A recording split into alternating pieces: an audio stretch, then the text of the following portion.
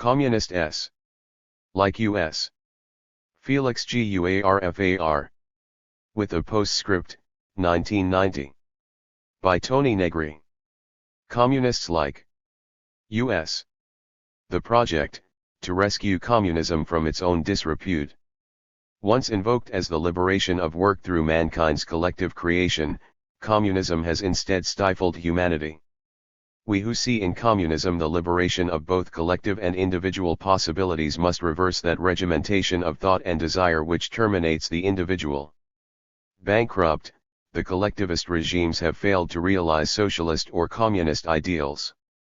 Capitalism too has played fast and loose with promises of liberty, equality, progress, and enlightenment. Forget capitalism and socialism, instead we have in place one vast machine, extending over the planet an enslavement of all mankind. Every aspect of human life, work, childhood, love, life, thought, fantasy, art, is deprived of dignity in this workhouse. Everyone feels only the threat of social demise, unemployment, poverty, welfare. Work itself defaults on its promise of developing the relations between humanity and the material environment. Now everyone works furiously, to evade eviction, yet only hastening their own expulsion from the mechanical process that work has become. Indeed, work itself, as organized by capitalism or socialism, has become the intersection of irrational social reproduction and amplified social constraints. Fetters, irrational social constraints, are thus at the foundation of all subjective consciousness formed in the work process. And establishing this collective subjectivity of restriction and surveillance is the first imperative of the capitalist work apparatus. Self-surveillance and doubt prevent any intimations of escape, and preempt any questioning of the political, legal, or moral legitimacy of the system. No one can withdraw from this capitalist legality of blindness and absurd goals. Each instance of work, each sequence, is overdetermined by the imperatives of capitalist reproduction. Every action helps to solidify the hierarchies of value and authority. And yet, why is it that the discus Zion of communism is taboo? This discourse is defamed and banished by the very people it pretends to liberate from their chains. Could it be due to the seductive, progressivist rationality of capitalism and its organization of work? After all, capitalist work arrangements have succeeded in appropriating the discourse of communism, an analysis of labor and its liberatory power, and reduced it to techniques of manipulation, Arbeit macht frei. Even the socialist varieties trumpet recovery and reconstruction as though these were instrumental goals attainable through technical means. The ethic of social revolution has become instead a nightmare of liberation betrayed, and the vision of the future is freighted with a terrible inertia. Not so long ago, the critique of capitalism was directed at its destructive, penetrating market. Today we submit to its traumatization of our souls, passively assuming that reinvestment strategies are the least oppressive form of planning, and socialism or capitalism becomes a moot point. So now everything must be reinvented, the purpose of work as well as the modalities of social life, rights as well as freedoms. We will once again begin to define communism as the collective struggle for the liberation of work, that is, at once, an end to the current situation. Empty-headed economists dominate all over the globe, and yet the planet is devastated, perhaps inexorably. We must affirm first of all that there is more than one path, the path of capitalist imperium and /or socialist/collectivist work forms whose persistence and vitality depend to a large part on our own incapacity to redefine work as a project and a process of liberation. We will define communism as the assortment of social practices leading to the transformation of consciousness and reality on every level, political and social, historical and everyday, conscious and unconscious. Recognizing that discourse is action, we will forge a new discourse in such a fashion as to initiate the destruction of the old way. But our communism will not for all that be a specter haunting the old Europe, we rather envisage an imaginative, creative process at once singular and collective, sweeping the world with a great wave of refusal and of hope. Communism is nothing other than a call to life, to break the encirclement of the capitalist and socialist organization of work, which today leads not only to a continuing surplus of repression and exploitation, but to the extinction of the world and humanity with it. Exploitation has advanced, on the basis of nuclear accumulation, to become a threat of execution. The cycles of war and the danger of destruction are well known.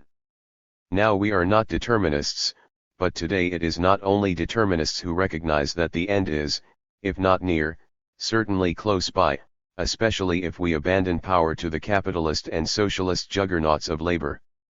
Preventing catastrophe will require a collective mobilization for freedom. Continuing. Why does everyday life tremble with fear and loathing? This fear is not the state of nature as described by Hobbes, that old excuse of the war of all against all, individual wills fragmented in a thirst for power. Rather what we have now is a transcendent, yet actually man-made fear which seeps into every mind with immobilizing, catastrophic dread. Indeed hope itself has fled this hopeless, hapless, grey world. Beyond malaise, life sinks into sadness, boredom, and monotony, with no chance to break out of the morass of absurdity. Communication, speech, conversation, banter, even conspiracy has all been taken in by the discourse of mass media. Interpersonal relations likewise have spoiled, and are now characterized by indifference, disingenuous disgust, and self-hatred. In a word, we're all suffering from bad faith. Amazingly, the fabric of human feelings has itself come unraveled, since it no longer succeeds in connecting the threads of desire and hope. As a result, this pseudo-war has passed over the world for 30 years without its key features being noticed. The Cold War escapes unrecognized as the true culprit. During that whole time, human consciousness has been ground down into something more manageable, even complicit. As the individual sinks into isolated despair, all the built-up values in the world collapse around him. Fear breeds impotence and paralysis of every sort. Only this collective stupefaction prevents onrushing despair from reaching its logical conclusion in collective suicide. Apparently there's not enough passion left for such a crisp transformation. But the real tragedy is that exploitation masquerades as fear. Individual extensions, of desires and hope for the future, have been simply prohibited, but under a metaphysical, rather than political guise. And yet all the developments in the sciences and in the productive capacities of labor point to the existence of an alternative. Extermination or communism is the choice, but this communism must be more than just the sharing of wealth. Who wants all this shit? It must inaugurate a whole new way of working together. Real communism consists in creating the conditions for human renewal, activities in which people can develop themselves as they produce, organizations in which the individual is valuable rather than functional. Accomplishing this requires a movement, to change the character of work itself. And redefining work as creative activity can only happen as individuals emerge from stifled, emotionally blocked rhythms of constraint. It will take more than the will to change. In the current situation, to resist neutralization itself demands desire. Paradoxical as it seems, work can be liberated because it is essentially the one human mode of existence which is simultaneously collective, rational, and interdependent. It generates solidarity. Capitalism and socialism have only succeeded in subjugating work to a social mechanism which is logocentric or paranoid, authoritarian and potentially destructive. By means of progressive struggles, workers in the advanced industrial countries have succeeded in lowering the threshold of direct and dangerous exploitation, but this has been countered by changes in the character of that domination. Modern exploitation accentuates the disparity between rich and poor countries. Now it is unfree workers in underdeveloped nations who bear the brunt of exploitation through violence and the threat of hunger. The relative improvement in the situation of the metropolitan proletariat is balanced by extermination in the third and fourth worlds. As contradictions built into work have proceeded to their limit, it is not an accident that the liberation of work can now be accomplished by workers in the most advanced sectors of science and technology. What is at stake is the fundamental ability of communities racial and social groups, indeed minorities of every kind, to conquer and establish autonomous modes of expression, not just lifestyles, but the work process itself. There is nothing inevitable about work, no destiny leads work into ever greater repressions. In fact, the potential for liberation inherent in work itself is more visible than ever. How can capital continue to present its work process as natural and unchangeable, when for technical reasons it is changing every day? This unexamined gap in the logic of work is the opening through which new movements of social transformation will charge pell-mell. Traditionally, the refusal to work, as an instance of struggle and as spontaneous action, has aimed at those structures which are obstacles to the real liberation of work. From now on, that struggle involves appropriating a new capital, that of a collective intelligence gained in freedom, the experience and knowledge that comes from breaking down the one-dimensional experience of present-day capitalism. This involves all projects of awakening and building towards liberation, in short, anything that helps reclaim mastery over work time, the essential component of lifetime. All the current catchwords of capitalist production invoke this same strategy, the revolutionary diffusion of information technologies among a new collective subjectivity. This is the new terrain of struggle, and it is not utopian to believe that consciousness itself is the swing voter deciding if capitalist or non-capitalist roads are taken. Once, knowledge and power were stockpiled like so many cannon or missiles.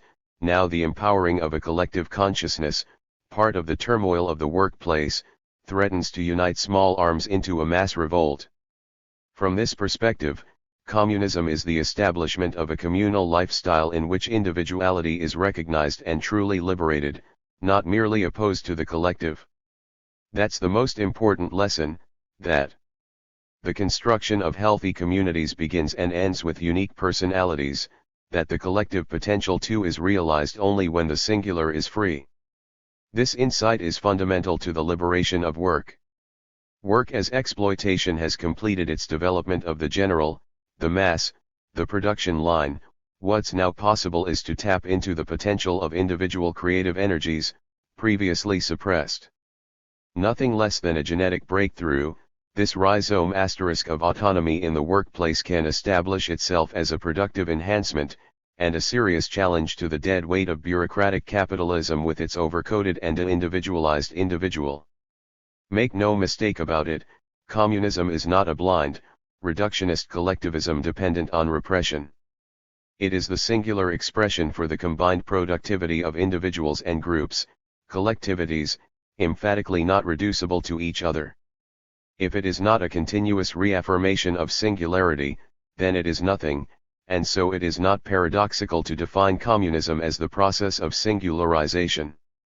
Communism cannot be reduced in any way whatsoever to an ideological belief system, a simple legal contract, or even to an abstract egalitarianism. It is part of a continuous process which runs throughout history, entailing a questioning of the collective goals of work itself. Glimpses of these new alliances are already available. They began to form and seek each other out at the time of the spontaneist and creative phase, which of course developed parallel to the big breakup and realignment in capitalist society to which we have been witness over the past 3 decades.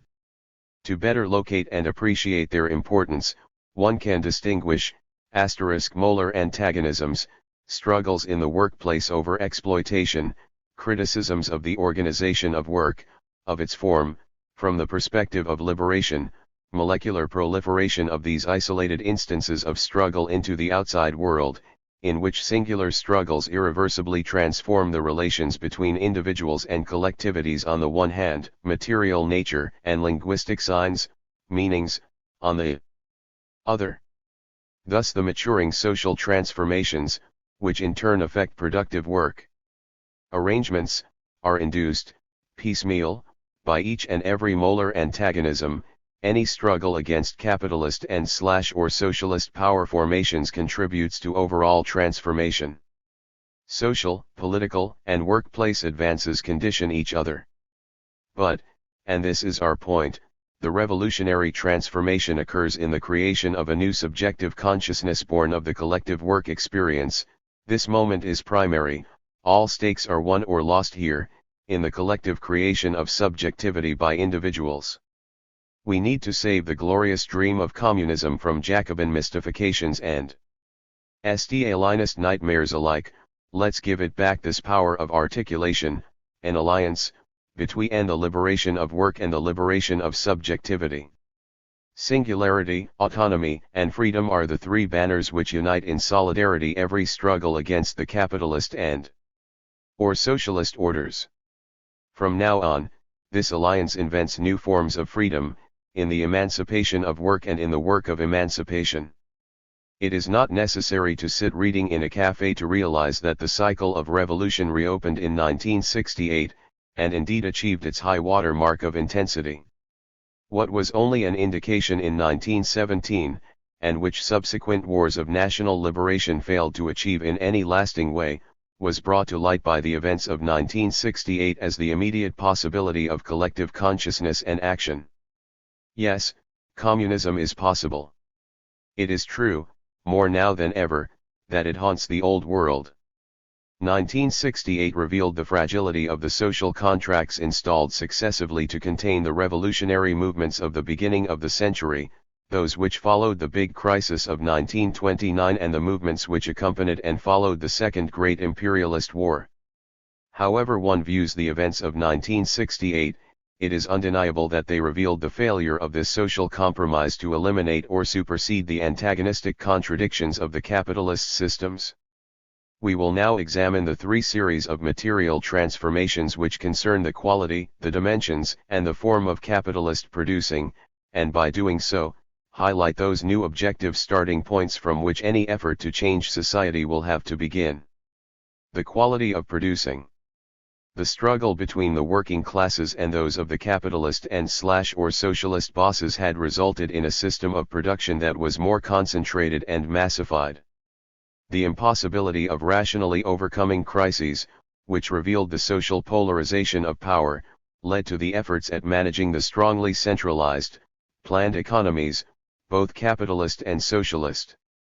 In this new environment, the classical law of value no longer operated as an expression of the relation between concrete real labor and amounts of money needed to secure an existence. The new version of the law instead related huge masses of abstract or undifferentiated labor to the ethereal information machines which supplant industrial production. Labor is deterritorialized, without foundation or meaning. It neurotically succumbs to a process which deprives working people of knowledge even as it is essentially knowledge-creating activity in the first place.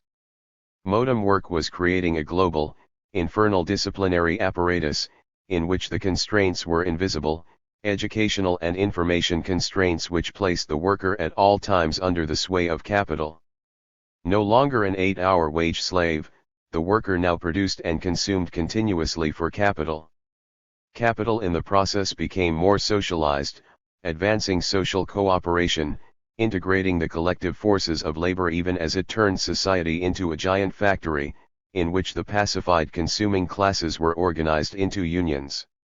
Deterritorialized production signifies that work and life are no longer separate, society is collapsed into the logic and processes of capitalist development. The consequences of this assimilation of society to work are profound. All the guarantees and resources of the welfare state, wage systems, unemployment insurance, family assistance, pensions etc. were intensified, but now they became part of the production process itself, rather than social defenses against capitalist dislocations. Social welfare in fact became a social dream, as the production process remade society in its own image. That high degree of abstraction was transferred to social life. Production now conferred membership in society. As the independent variable, production stamps society with its characteristic, leaving no region untouched. An equation is established, in which capitalist advancement and exploitation are seen as essential features of social machinery, that this is the meaning of society, and of course it has become true. The political consequences of this transformation are equally profound. A high degree of political mobilization, evident in the demand for political participation growing out of a century of revolution and class consciousness, has expanded but then dissipated into a social consciousness.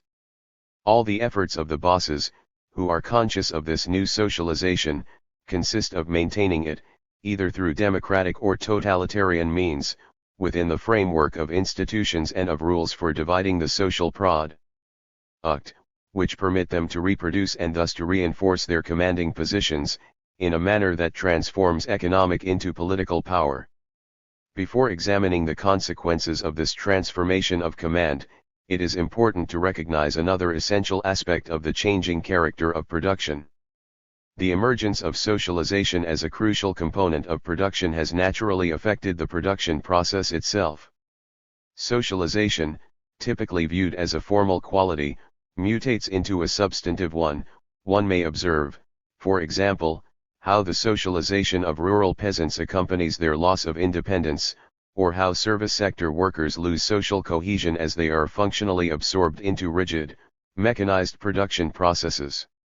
Up to this point, however, the industrial modes of production associated with capitalism and socialism had only taken possession of social inequalities from the outside, so to speak. The Great Conflagration of 1968 demonstrated that the new economic techniques now implicated the domain of social reproduction. Before then, the world of production was based on exchange values, commodity production, and the reproduction of use value, utility. All that is over. In this regard, one could consider the movements of that period as necessary preliminaries. Now the remaining private sphere, family, personal life, free time, and perhaps even fantasy and dreams, everything from that point on became subjected to the semiotics of capital. This transformation took place regardless of political climate, democratic, fascist, socialist. Socialized production succeeded in imposing its law, its logic, on every facet of social life on Earth, vampiristically appropriating free time, the lifeblood of humanity. The events of 1968 posed themselves as an antagonistic recognition of this transformation of the social quality of production and work procedures. In a chaotic but nonetheless convincing way, they revealed the fundamental contradiction at the base of these transformations, that of conferring an immense productive capability to humanity while at the same time imposing a new proletarian destiny. This destiny originated in permanent expropriation, in the deterritorialization that allows no home base, no solidarity, no recourse, no guarantees, and extends not only throughout social life but into the unconscious. Generalized exploitation, at all levels of society, had the effect of redefining production as the source of new, supplemental sources of unhappiness, and correspondingly new forms of political, even micropolitical conflict. The new modes of production, integrative, totalizing, subtly totalitarian, effectively transformed the old modes of economic slavery into thinly disguised cultural and political subjection. A struggle ensued, which attempted to reduce all resistance against the supposed economic necessity to powerlessness. But it is precisely this transfer of totalitarist objectives to the minute, molecular levels of everyday existence which gives rise in turn to new forms of resistance on these most immediate levels, throwing into relief the entire problem of individual and collective isolation. In 1968, this new reactivity expressed itself in the form of a tremendous short circuit. It would be useless to try to mystify these events, as the soft heads of recovery have tried. It would be useless at this point to stigmatize the return of the great monsoons of irrationality. And what would such references to rationality signify anyway, in a world in which functionalism is strictly geared toward capital, which in itself constitutes a maximization of irrationality? The question which remains posed since 1968 is rather that of knowing how to establish a creative and liberating relation between happiness and instrumental reason. From 68 on, we have also witnessed an inversion of the cycle of struggles against colonialism and underdevelopment, and some attempts at internal modernization have appeared, on the part of the more dynamic sectors of the capitalist and socialist bourgeoisies. But there is a big difference between these ideological efforts, lip service, basically, and the realities of exploitation and new forms of concrete resistance. 1968 expresses the actual reopening of a critical consciousness, itself the crystallization of objective changes within the workforce and production generally.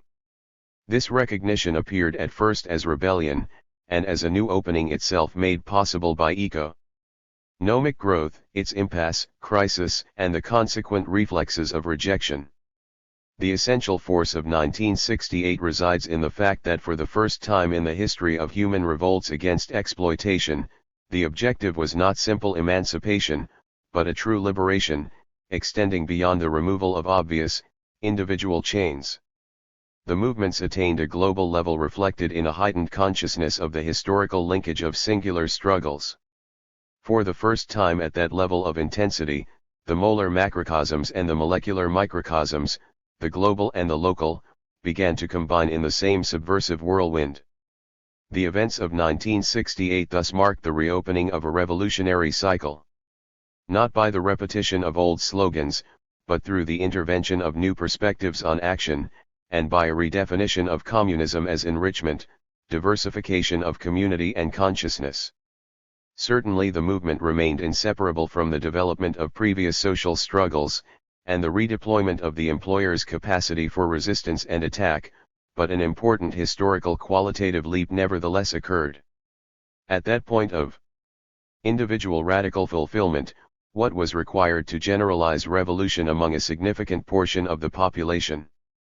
Nothing short of a social cyclotron, the generation of an immense collective energy, the acceleration of ideas and emotions.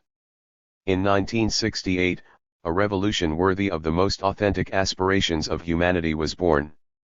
At the time of these movements, the refusal by living social labor of the organization of profit-based capitalism and/or socialism began to spread into the political arena. From a multiplicity of singular conflicts a grand opposition arose, directly confronting the political power responsible for administering social production. Traditional politics found itself completely cut off from this mass movement of collective consciousness, it shared no ground with the transformation of subjectivity. Traditional politics succeeded in grasping it only from the outside, by attempting to stall, repress, and finally to restructure and recover on its own. But by this very misapprehension and it merely demonstrated its own powerlessness. Politics today is nothing more than the expression of the domination of dead structures over the entire range of living production. A short time ago, at the end of the great revolutionary periods, history witnessed similar political restorations, which had no other goal than to cover the fundamental absence of legitimacy on the part of the elites who regained power.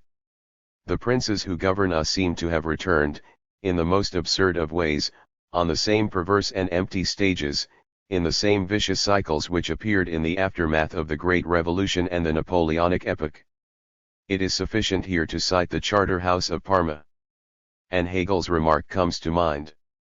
This temple decidedly lacks religion, Germany lacks metaphysics, Europe humanity, reformism imagination.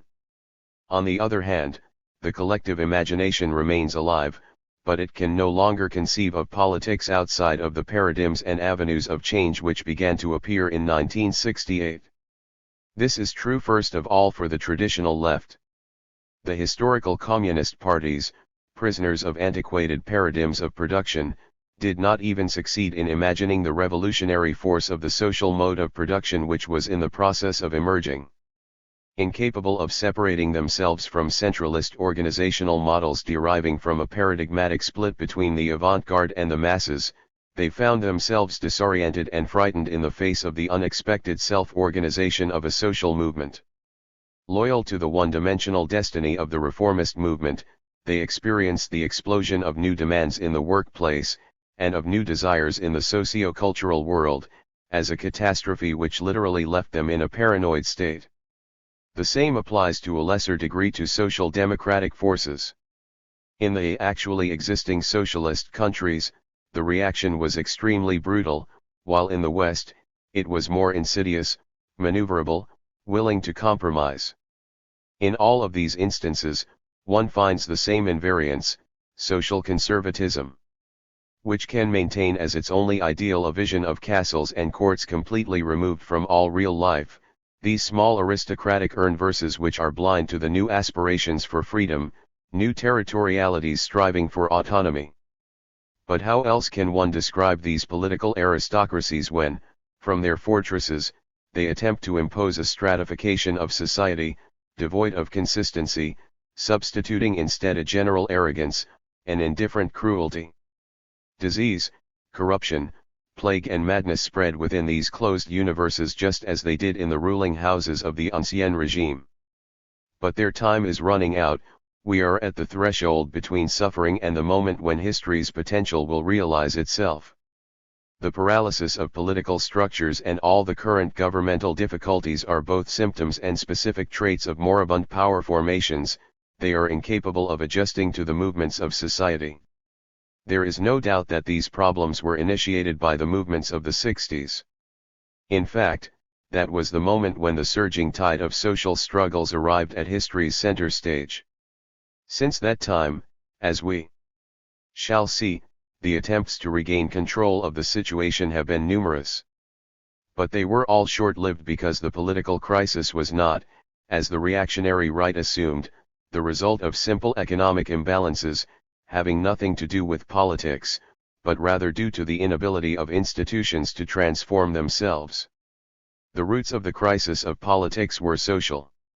The current silence of the political forms of opposition reflect a curious neutralization, a cancelling out effected by the mutual interference of different components of social production, each of which is itself thoroughly disturbed and undergoing transformation. The so-called death of politics, of which one hears so much, is only the expression of a new world which is emerging and which employs new and different modes of material and cultural self-valorization, either through entirely external means or peripherally to the dominant power formation, but which, in any event, are antagonistic to it.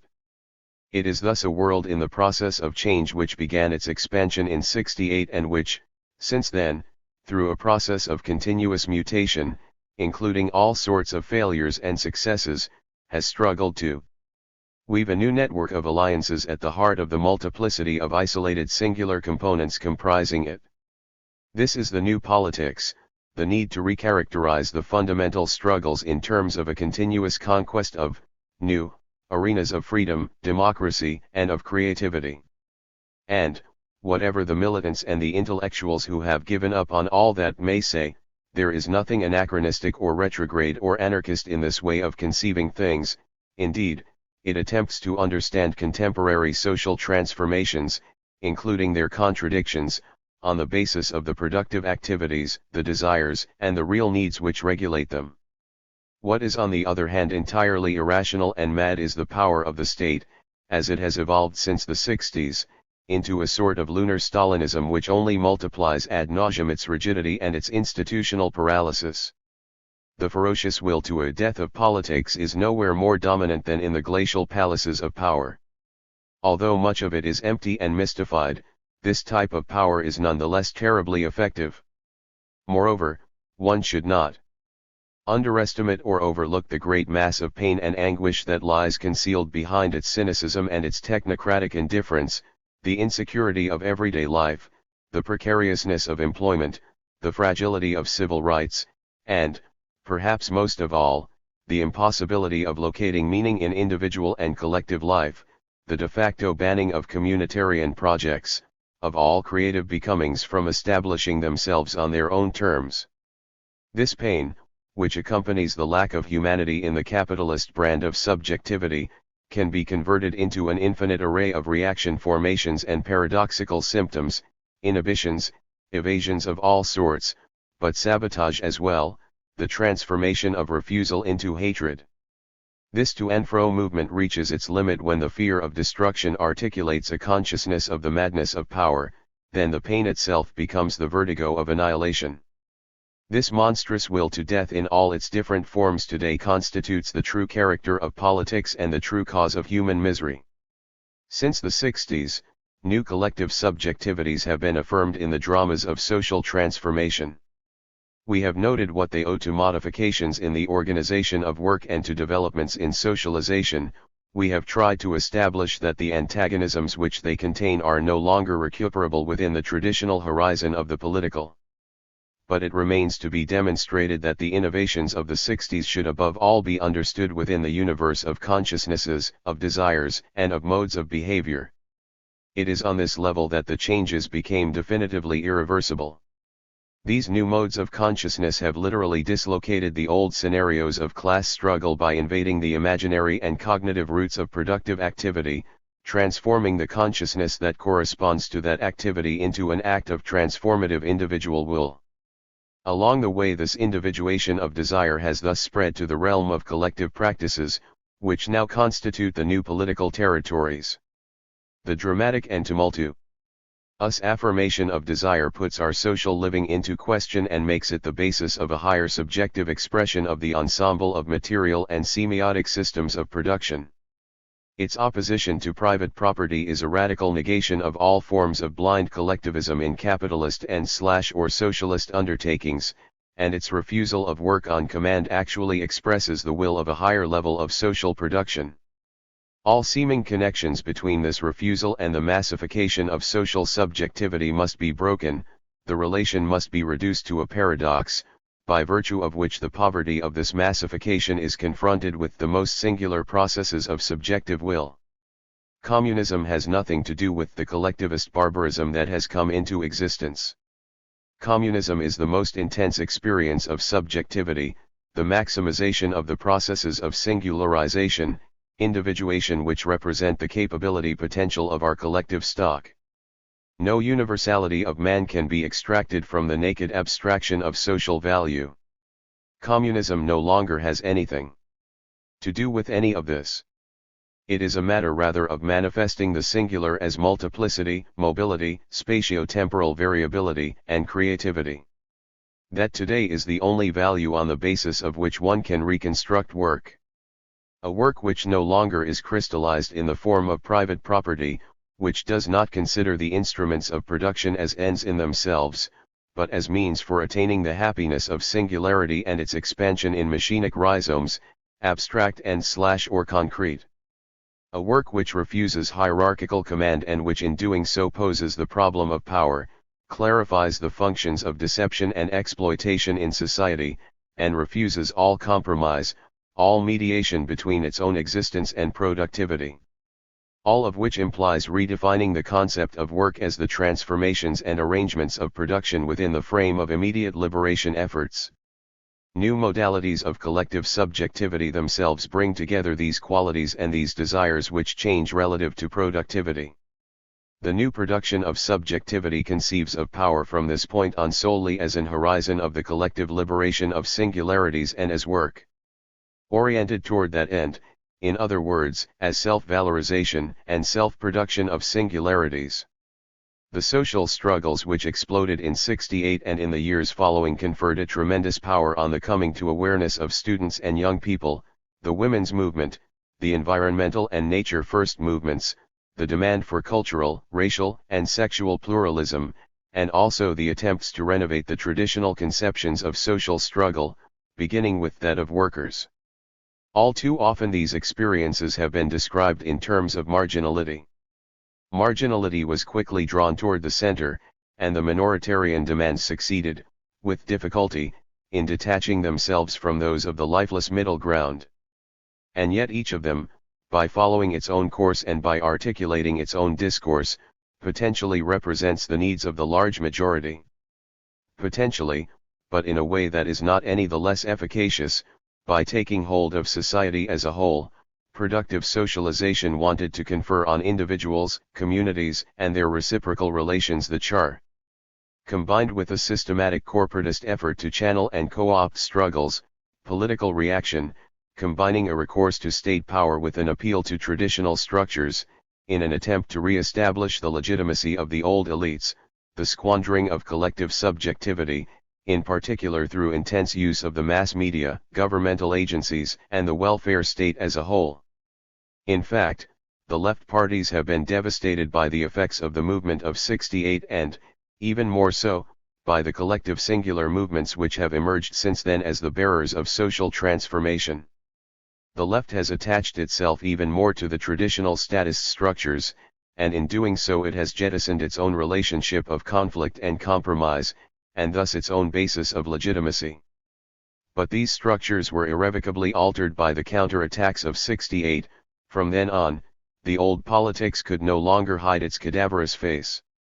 The constitutional and institutional structures of developed countries East and West find themselves to be doubly undermined, from the inside, by their severe inability to adapt, and from outside, by the new forms of labor protest, reflected in the increase of marginal and part-time non-guaranteed workers, as well as other numerous minorities who reject the status quo. This impasse has precluded any possibility of renewal. All progressive capitalist perspectives, which would have involved increased popular participation, were systematically blocked. Constitutional structures, whether they be capitalist or socialist, democratic or totalitarian, have certainly experienced change, but typically in negative terms, always cut off from social movements whose effects they endure, and always by mystifying the actual operation of the system of political representation. Attempting to respond to this decline in the institutions of popular political representation, power has resorted to techniques of anticipation and substitution, opting for symbolic simulation, adaptation, and control. At the moment when the whole of society was finally absorbed into production, and the entirety of working and everyday life was exposed as fundamentally political, that political character was repressed, denied, and manipulated. What a Gothic sort of society! Actor of universality. But the universality with which they were decked out didn't suit them in the least. Instead of a well-fitting hat, it is a mask, a cowl which only disfigures the expression of their needs, their interests, and their desires. It is not a paradox to say that only the marginalities are capable of universality, or, if you prefer, of movements which create universality. Universal politics are not capable of any transcendent truth, they are not independent of the games of economic valorization, they are inseparable from specific territories of power and of human desire. Political universality cannot therefore be developed through a dialectic of ally/enemy as the reactionary Jacobin tradition competitively prescribes. Truth with a universal meaning is constituted by the discovery of the friend in its singularity, of the other in its irreducible heterogeneity, of the interdependent community in the respect for its appropriate values and ends. This is the method and the logic of the marginalities which are thus the exemplary sign of a political innovation corresponding to the revolutionary transformations called forth by the current productive arrangements. Marginality, by placing its stakes on itself, is therefore the potential bearer of the needs and desires of the large majority. Before '68, the problem of reproduction remained marginal in relation to production. The women's movement has made it central. Although the questions relating to the preparation of the abstract and non-material labor force remained lateral in relation to the factory labor force, the student movements made them central in the same way as the new needs which the theoretical and aesthetic imagination proposed. The emerging collective consciousness came thereby to see itself as the nodal articulation of a multitude of marginalities and singularities. It began to confirm its power on the scale of a significant social experience, which did not close back on itself or conclude, but which opened out onto further struggles, the proliferation of processes of collective singularization and the infinitely differentiated phylum of their ongoing transformation. This imagination of liberation thus undertook, with more or less success, to superimpose, and to impose itself, on the fiction of the dominant realities. Its lines of collective feeling, its new softness, its capacity to bring together the most immediate preoccupations with the broadest social dimensions demonstrated that the emerging forms of production were not the enemy of desire, liberation, and creativity, but only of the capitalist and/or socialist organization of work for profit. Human goals and the values of desire must from this point on orient and characterize production. Not the reverse. During this period, the production of liberation became the foremost goal. It will probably take some time before one can grasp the full significance of what was then at stake. To repeat, it had nothing at all to do with utopianism, but with the intrinsic reality of that historical period's social movement. It was probably the women's movement, with its extraordinary power of development, which, after 68, most advanced the new synthesis of the concept of production and of social liberation. For the first time, with that degree of lucidity, production for profit and work for the reproduction of the species were overturned, revolutionized on the basis of the most extreme singularity, that of the total conception of the child and of generating a new softness to life. But this incredible experience was also a symbol. The revolution was understood as an optimization of singularities, as the beginning of a mobilization against the disaster of the current situation and its forms of command. The corporeality of liberation became primary, insurrection of bodies as an expression of subjectivity, as incarnating the materiality of desires and of needs, as promising in the future the impossibility of separating the collective character of economic development from the singularity of its ends. Insurrection of bodies, meaning the successful liberation of those immense productive forces which humanity, up to this point, only turned against itself. 1968 represents the subjective side of production.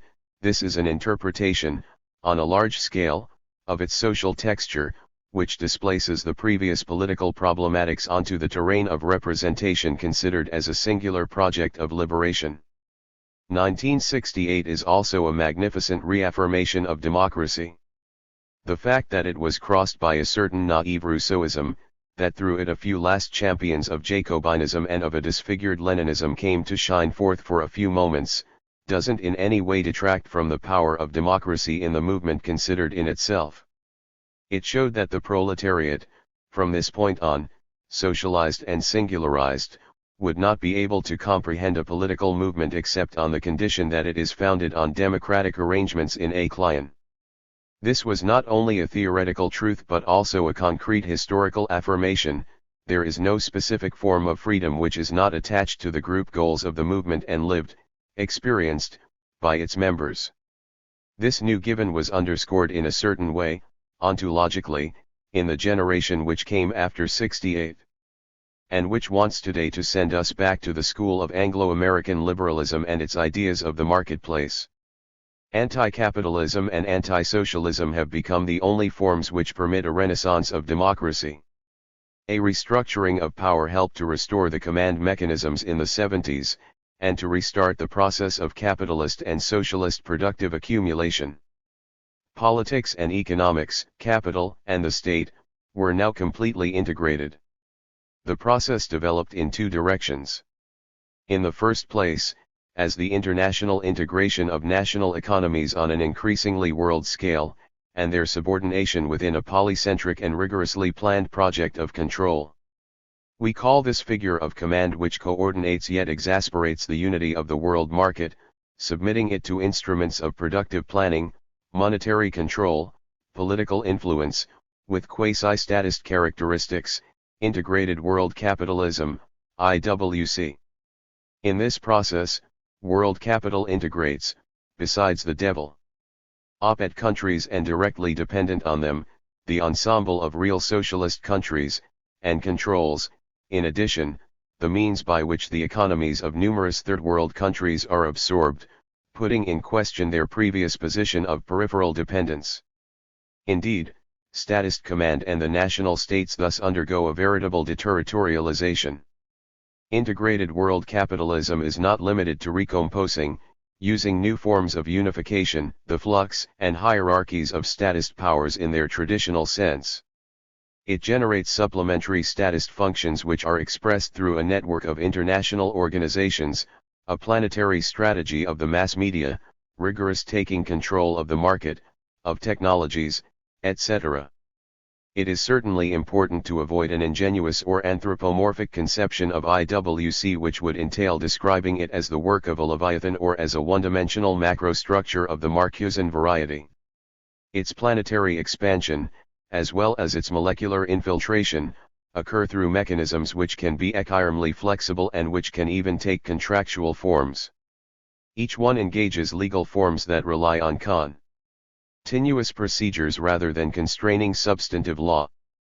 But it is no less true that it is this very procedural and regulatory continuum of relations which consolidates the centripetal tendency of the system, by diluting and negotiating the effect of crises in time and space and by relativistically re-territorializing each singular process. In the second place, and conditioning the constitution of this global integration, the restructuring aims at the mode of production and the ensemble making up the collective labor force which relates to it. This deterritorialization and this integration was facilitated by rendering the social into data form, i.e. on the basis of the fundamental computerization informatization of society. Exploitation could thus be articulated scientifically over the entire arena of the social, extending the control of profit creation mechanisms. Under these conditions, the assembly line of commercial and industrial production spreads its fabric over the social, not in its symbolic sense but materially. Society is no longer merely subsumed by capitalist command, it is absorbed entirely by the integrated mode of production. Differences in productivity and in levels of exploitation can then be articulated in a smoother, more diffuse way within each geopolitical segment according to region, country, or continent. Competition, the key link in the bourgeois market, is no longer very important for this process of capitalist retraining. The transnational computerization of the social is concerned with only one form of competition, that which it can provoke between workers and between the different strata of the working class and of the proletariat. It thus becomes possible for integrated world capitalism to activate specific techniques of analysis and control of social classes, which now make struggles erupt, now pulverize their power at those points where their level of politicization is significant, or, on the contrary, unleash them in a controlled way at those points where the problems of economic take-off and of political reform are posed most urgently.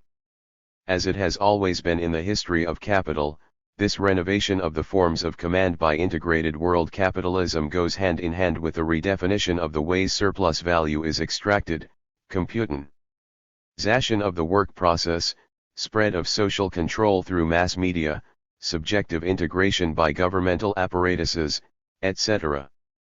And as it has always been in the history of the exploitation of workers' struggles, this leap forward of the organization of work and of the state was anticipated by the movements of the class struggle. The forms of social subjectivity which emerged in 1968 gave rise to a weaving of molecular struggles for liberation which are concerned with objectives that are at once immediate and long-term, loyal, everyday, trivial, yet engaged nevertheless with the future of humanity on a global scale. This operation was of course very complex and, in many respects, impossible to sum up within the framework of a single historical sequence. It is no less true that the pseudo-progressive dialectic of capitalism which triumphed after the Second World War was thus completely blocked. After '68, the dynamic between the different functions of capital, constant and variable, and the interaction between the class of capitalists and the social workforce has radically changed context. This is a result of the emergence of increasingly important, heterogeneous arrangements of subjectivity and sensibility. The law of value has ceased to function, if it ever worked in the manner in which it was described, along with norms of economic proportionality and even the ordinary modalities of simple class exploitation. The social hegemony of the new proletarian subjectivities, once it was affirmed, had to acquire the quality of irreversibility. No longer would anything be able to prevent it from revealing itself, regardless of the prevailing relations of force, the highs and the lows. Indeed, particularly on the front of their affirmation in the mass media, no longer can anything prevent these subjectivities from being basic reference points for future struggles. Capitalist and/or socialist restructuration does not automatically refer to relatively rational laws. It is not scientific, no matter how sophisticated the theoretical devices and the instruments of prediction which it employs. It is essentially repressive. The computerization informatization of the social is inseparable from its mechanization and its militarization, in such a way that the systematic production of information tends to be substituted for the search for it. Such are the zones of strategic importance that the circuits of reproduction which support life and the struggle are more and more controlled, ordered, and, ultimately, repressed in a preventive fashion. Lifetime thus finds itself tightly fastened onto the military time of capital. The time of capital, or the capacity to translate every sequence of life into terms of exchange, and of overdetermination with the urgency and the necessity of the operations of economic quaffaltification and of political command, terror, or the capacity to annihilate all those who refuse to submit to it, this is what the reshuffling of the traditional functions of the state, and their unlimited penetration of people's attitudes, sensibility, and minds, amounts to. By threatening the very foundations of being, the state manages to control the singular flow of our lives, subjecting it to the rhythm of capitalistic time. Once it became clear that no law, nor other norm, could ever mediate between the capital and the proliferation of collective subjectivities, terror became the only way to secure the resumption to capitalistic and socialistic accumulation in the 70s. It is under the impetus of this terror that the nuclear state became the central figure of integrated world capitalism. At present the club of nuclear powers subjects on a large scale all nations and peoples to its multi-centered networks, but it also dictates in details the countless conflicts and local strifes which poison life on this earth, repressing or fueling them at will. In the Third World, since the so-called period of decolonization, all these conflicts make up some kind of world war that doesn't dare call itself by that name. Nuclear terror is at the root of every kind of oppression and overdetermines the relationships of exploitation between social groups at both political and micropolitical levels.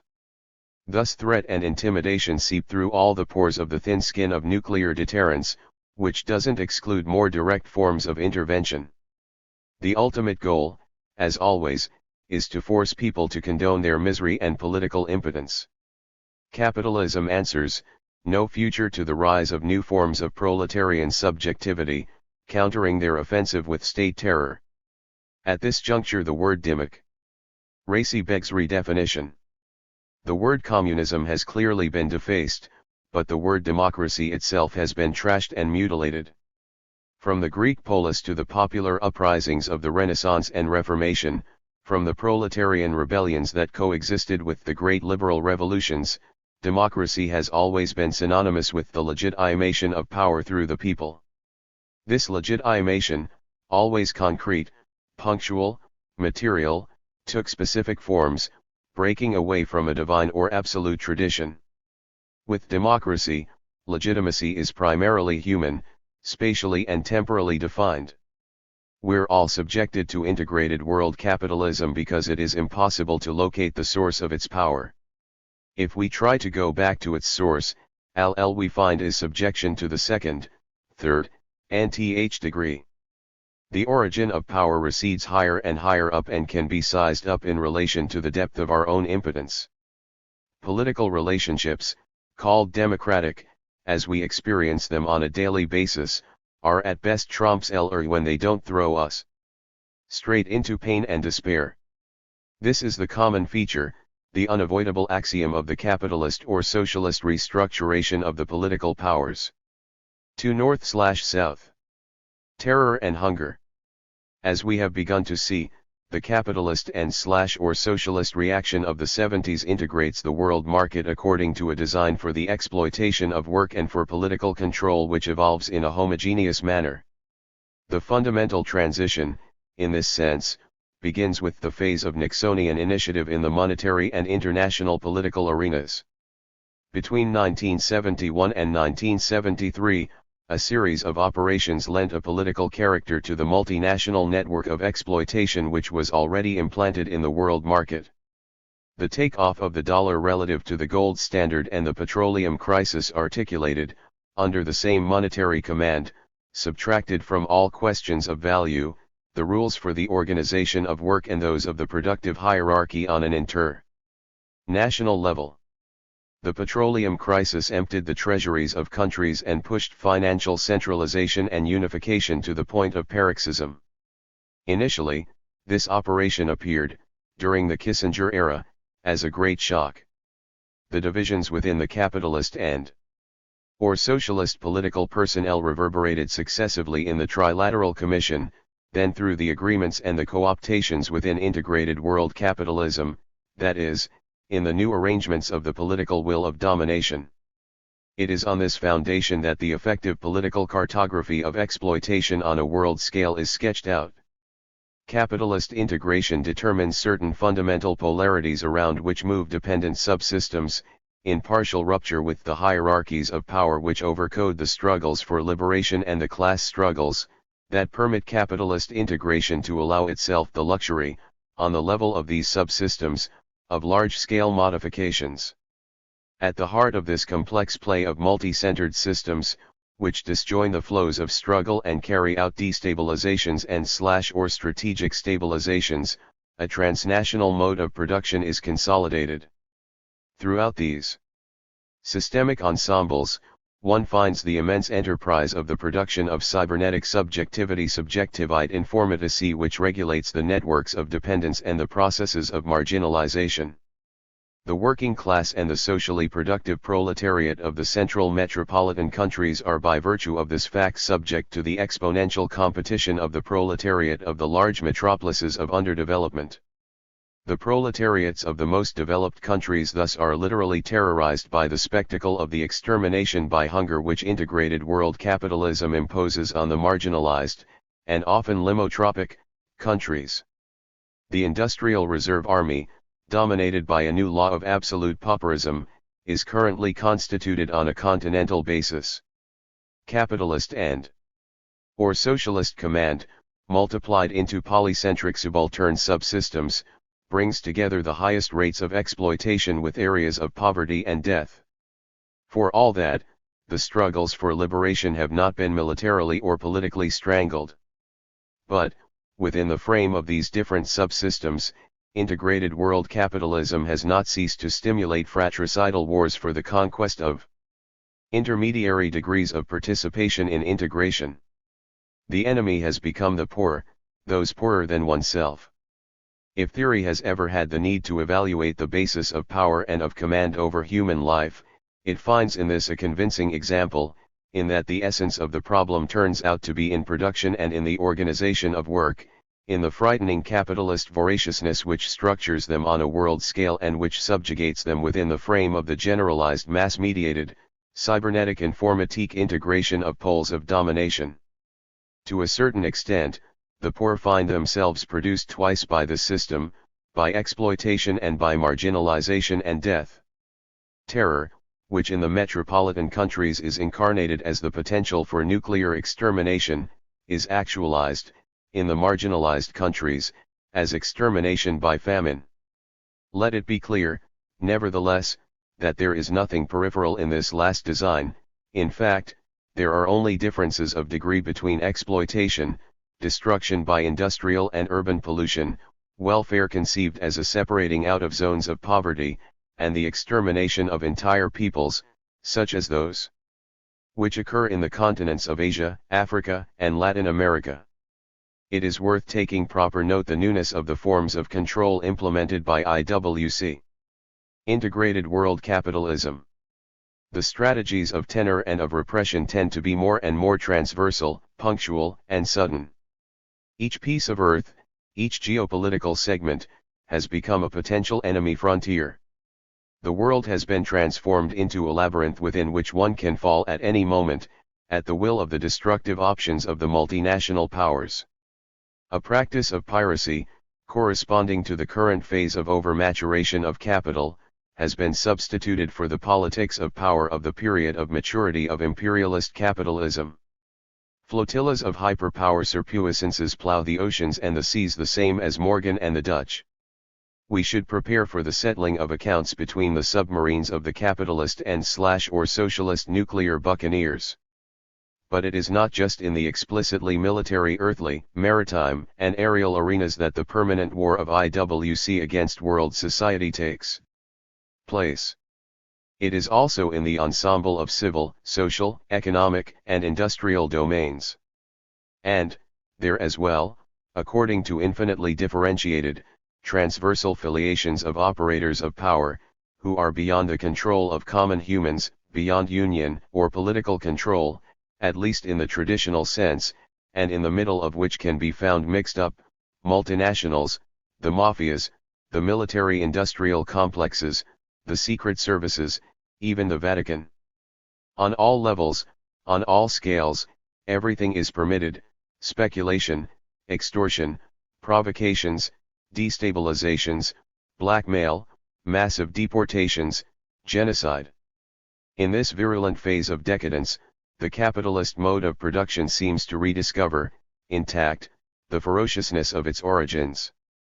All these modalities are inscribed within the same continuum of integration, of information, command, and profit. If it is true that for a long time, the global struggles of communist liberation will develop, at least in the imagination of revolutionaries, along the East-West axis, one must also acknowledge that the fundamental contradiction which runs through the integrated capitalist mode of production today on a world scale is distributed emblematically between the North and the South. If Red Square ever represented a light of hope, the socialist system has currently become the supreme stage of the degeneration of capitalism, ere it is an integral part of the multivalent axis of North-South exploitation. Capitalist and/or socialist restructuring in the 70s has stitched together the old modes of production, redistributing the functions of the players, and reorganizing on a world scale the division of exploitation. It is respectable to say, among the Western intelligentsia, that, for strategic reasons or for old Maoist memories, the countries of really existing socialism and, in particular the Soviet Union, constitute a greater threat to Europe and the countries of the Third World than the US. This is not at all our point of view. We do not believe that the West can be preferred to the East. In the sense that we consider ourselves citizens of the world, we are not concerned with the existing antagonism between the two superpowers. Perilous, debilitating, dramatic, this antagonism is no less in certain regards factitious and mystificatory, in the sense that it is overdetermined by a fundamental functional agreement relative to the subjugation of the productive force of the European proletariats and to the appropriation of a quasi-gratuitous area of expansion and provisioning in raw materials and in labor force on the other continents. Without calling on, in the last instance, a final Marxist referent, but simply in the light of good sense and of a perception of everyday international relations, it seems to us that the current rise in East-West tension has above all as an object the masking of the destruction by hunger of entire peoples, in an equal fever of reproduction through profit, which torments the dominant castes, as much in the USA as in the USSR. In the long term, therefore, complementarity and complicity in order to assure a common domination on a world scale over the division of labor and its exploitation. And it is precisely on this scale that the civilizing mission of capital has demonstrated the extent of its ferociousness and its absurdity. On that scale, poverty, marginalization, extermination, and genocide are revealed to be the ultimate consequences of a mode of production which set itself up in a till now peaceful symbiosis with the struggles of the working class of the metropolitan countries. But, faced with the crisis of its own system of profit and with the degradation of its own principles of legitimation, capital is now constrained to have recourse, and to theorize that recourse, to the most extreme measures. The era of the overmaturity of capitalism reveals the violence of its origins in a climate of panic due to the weakening of its motivations. The capitalist restructuring of the world market, undertaken since the 70s, has entailed an extraordinary acceleration of the process of integration, while separating out its effects under the form of paradoxical crises. The capitalist integration of the world market, if it has not crowned the dreams of the promotion of a more humane civilization, has shown, on the contrary, to what level the cruelty and cynicism of the capitalist mode of production can be raised. The attempts to overcome the internal contradictions initiated by the emergence of new collective subjectivities founded on the widening of the market, despite the caution of political personnel of the Kissinger or Carter type, have not only put an end to the internal crisis of the central metropolitan countries, but have pushed it to the point of paroxysm and have spread its devastating effects over the entire globe. The space dominated by capital, which is subdivided, fragmented, segmented, and functionalized according to the ends of capital's command, is opening as a new terrain of resistance and of conquest. The extreme weapons of extermination and marginalization will not succeed forever in blocking the process of recomposition, whose vitality one can already detect. It is important to underscore the correlation between the level attained by capitalist restructuring and the unprecedented dimensions of the crisis of the past decade. One can thus note, on the one hand, that even in the most terrible of tests, the new social dissidence has not stopped weighing on the situation and accelerating the crisis, and on the other hand, that the capitalist instruments of control are proving to be less and less adapted to their end, more and more ineffective. It was no doubt beginning in 1982 that the cycle of restructuration, which began between 1971 and 1973, launched a first decisive barrage, when the most indebted countries of the Third World threatened the consortium of banks with the possibility of declaring bankruptcy, in response to the unprecedented politics of deflationary strangulation which they were undergoing. It seems that in an irreversible fashion, a new type of process of liberation and of large-scale self-organization came into being. We will return to this point. 3. The right in power. The temporal and spatial mechanism for controlling struggles, put in place during the capitalist and/or socialist restructuration of the world of producing, invested new figures of class struggle. In those places where the right triumphed, integrated world capitalism succeeded in institutionalizing these new figures and in making them act as a motor of restructuration. As the reactionary cycle of the 70s puts them on display for us, the instruments set in motion by integrated world. COV1 UNSTSLNA 67. Capitalism in order to channel and even produce class struggle within the frame of institutional integration reside, 1. In its ability to put in place systems of transnational competition between class sectors, 2.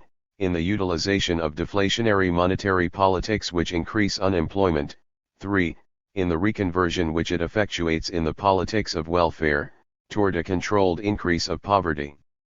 This politics is accompanied by a pulverizing, molecular repression of all attempts at resistance and at the free expression of needs.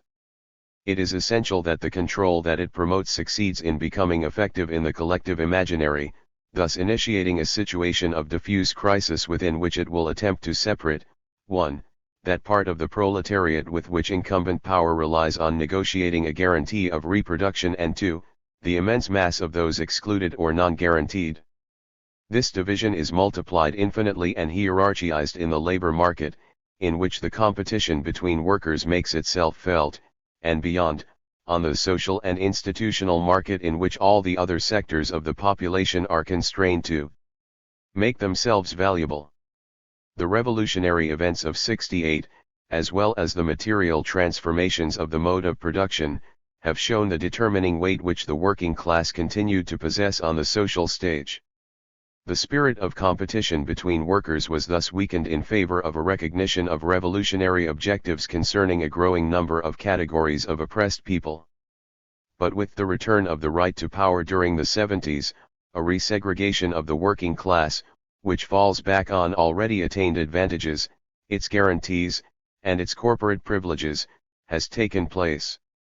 We have seen the paradox of an institutionalization which preforms the working class into its own enemy. This time, one can really speak of a new working class. In this context, the struggles were condemned to remain institutionalized, to be piloted by integrated world capitalism. Frequently they even revealed themselves to be the best supports for political and social conservatism. In particular, on the molecular terrain of capital's subsumption of social work and against the social diffusion of revolutionary needs and transformational desires. It seems to us essential to insist on this point. Today, Stakhanov, the superior dignity of the worker with calloused hands, for whom Reagan has a certain nostalgia, a certain conception of worker centrality, and the entire old imaginary manipulated by the unions and the left, in a systematic misapprehension of the great majority of the non-guaranteed proletariat, has irredeemably gone by the wayside. Really existing socialism has become a privileged instrument of the division of the metropolitan proletariat, a weapon directly manipulated by capitalist conservatism. Which does not mean, nevertheless, that the working classes, in themselves, can no longer in the future develop decisive struggles within the dynamic of social transformations. but only on the condition that they are radically reshaped by the molecular revolutions which run through them. In fact, capitalist and/or socialist structuration in the 70s directly confronted the new revolutionary subjectivities, constraining them to interiorize their potential consciousness and obliging them to be under the thumb of systems of technological control and a battery of government apparatuses which are more and more sophisticated. The fundamental objective of integrated world capitalism was to attain a maximal expansion of the integrated productive dimension on the social level and on the geopolitical level, segregated from the reintroduction of poverty, of hunger, and of terror as an instrument of division. The victory of the right was based on its ability to neutralize the recomposition of that revolutionary subjectivity which found itself exposed to the great difficulty of reconstituting unitary lines of attack against exploitation. This reactionary turnaround succeeded in assuming, in reversing, and in exploding everything which, since '68, was revealed as a new power of the proletariat, that is, the ensemble of social components and of collective capacities for articulating the molecular multiplicity of its needs and its desires. The division imposed through instruments of economic and institutional violence was consolidated through the promotion of a symbolism of destruction pushed to an extreme. Exterminism became the referent value par excellence. Extermination by submission or death, as the ultimate horizon of capitalist development. The only law of value which capitalism and/or socialism recognizes today, it is the blackmail of death. We will not let ourselves be taken in by this deathly realism. It is right to revolt.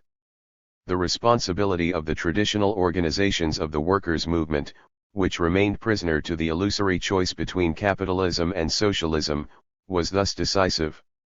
It is necessary to recognize that the fact that the development of the mode of production and the maturation of collective consciousness completely passed them by does not in any way eliminate the consequences of their drift, mystification, and paralysis of all initiative in the workers' movement.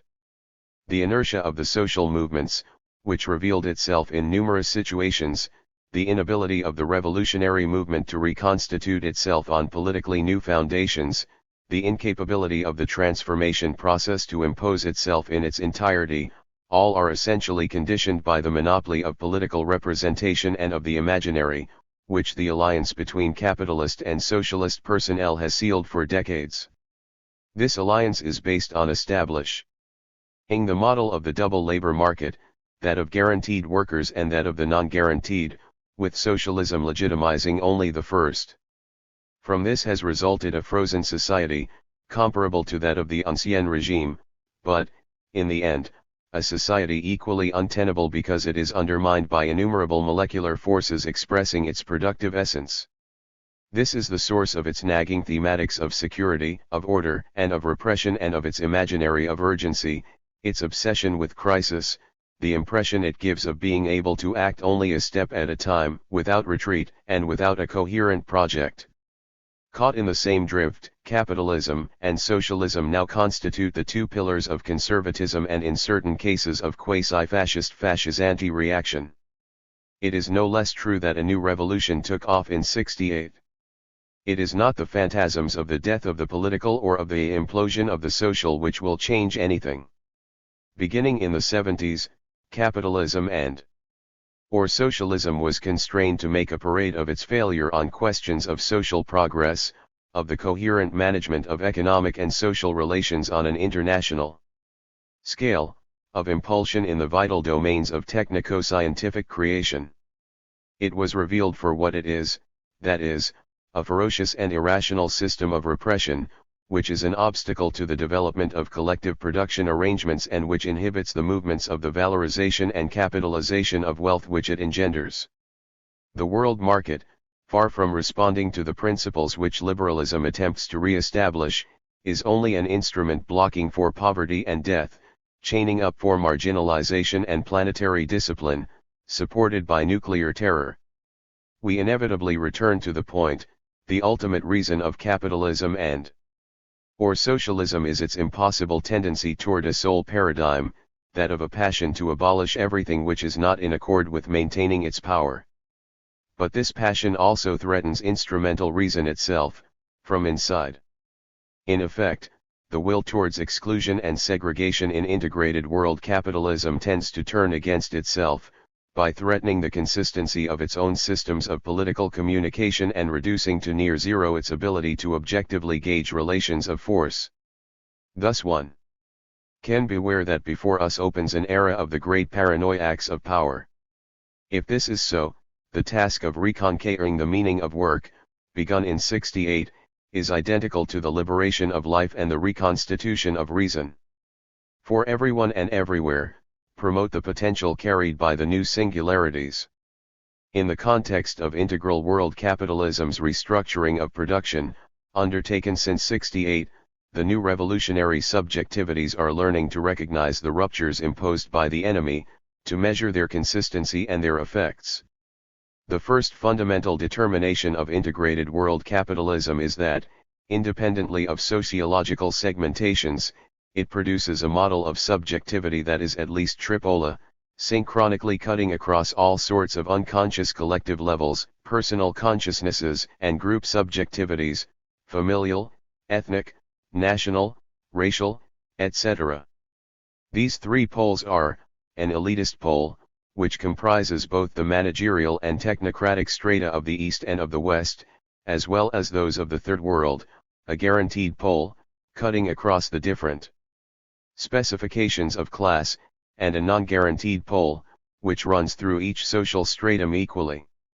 Under these conditions, the new revolutionary subjectivities proclaim, from their point of origin, a desire for peace, collective security, and minimal safeguards against unemployment and poverty. One finds a fear of the hell of the absence of guarantees at the heart of the three poles of subjectivity, among entirely deprived groups, among proletarian groups already somewhat guaranteed by wage labor and welfare, as well as among certain sectors of the elite whose status is made systematically precarious. Thus the essential basis of contemporary production is constituted by this fluctuating mass and continuous mixture of guaranteeism and non-guarantism.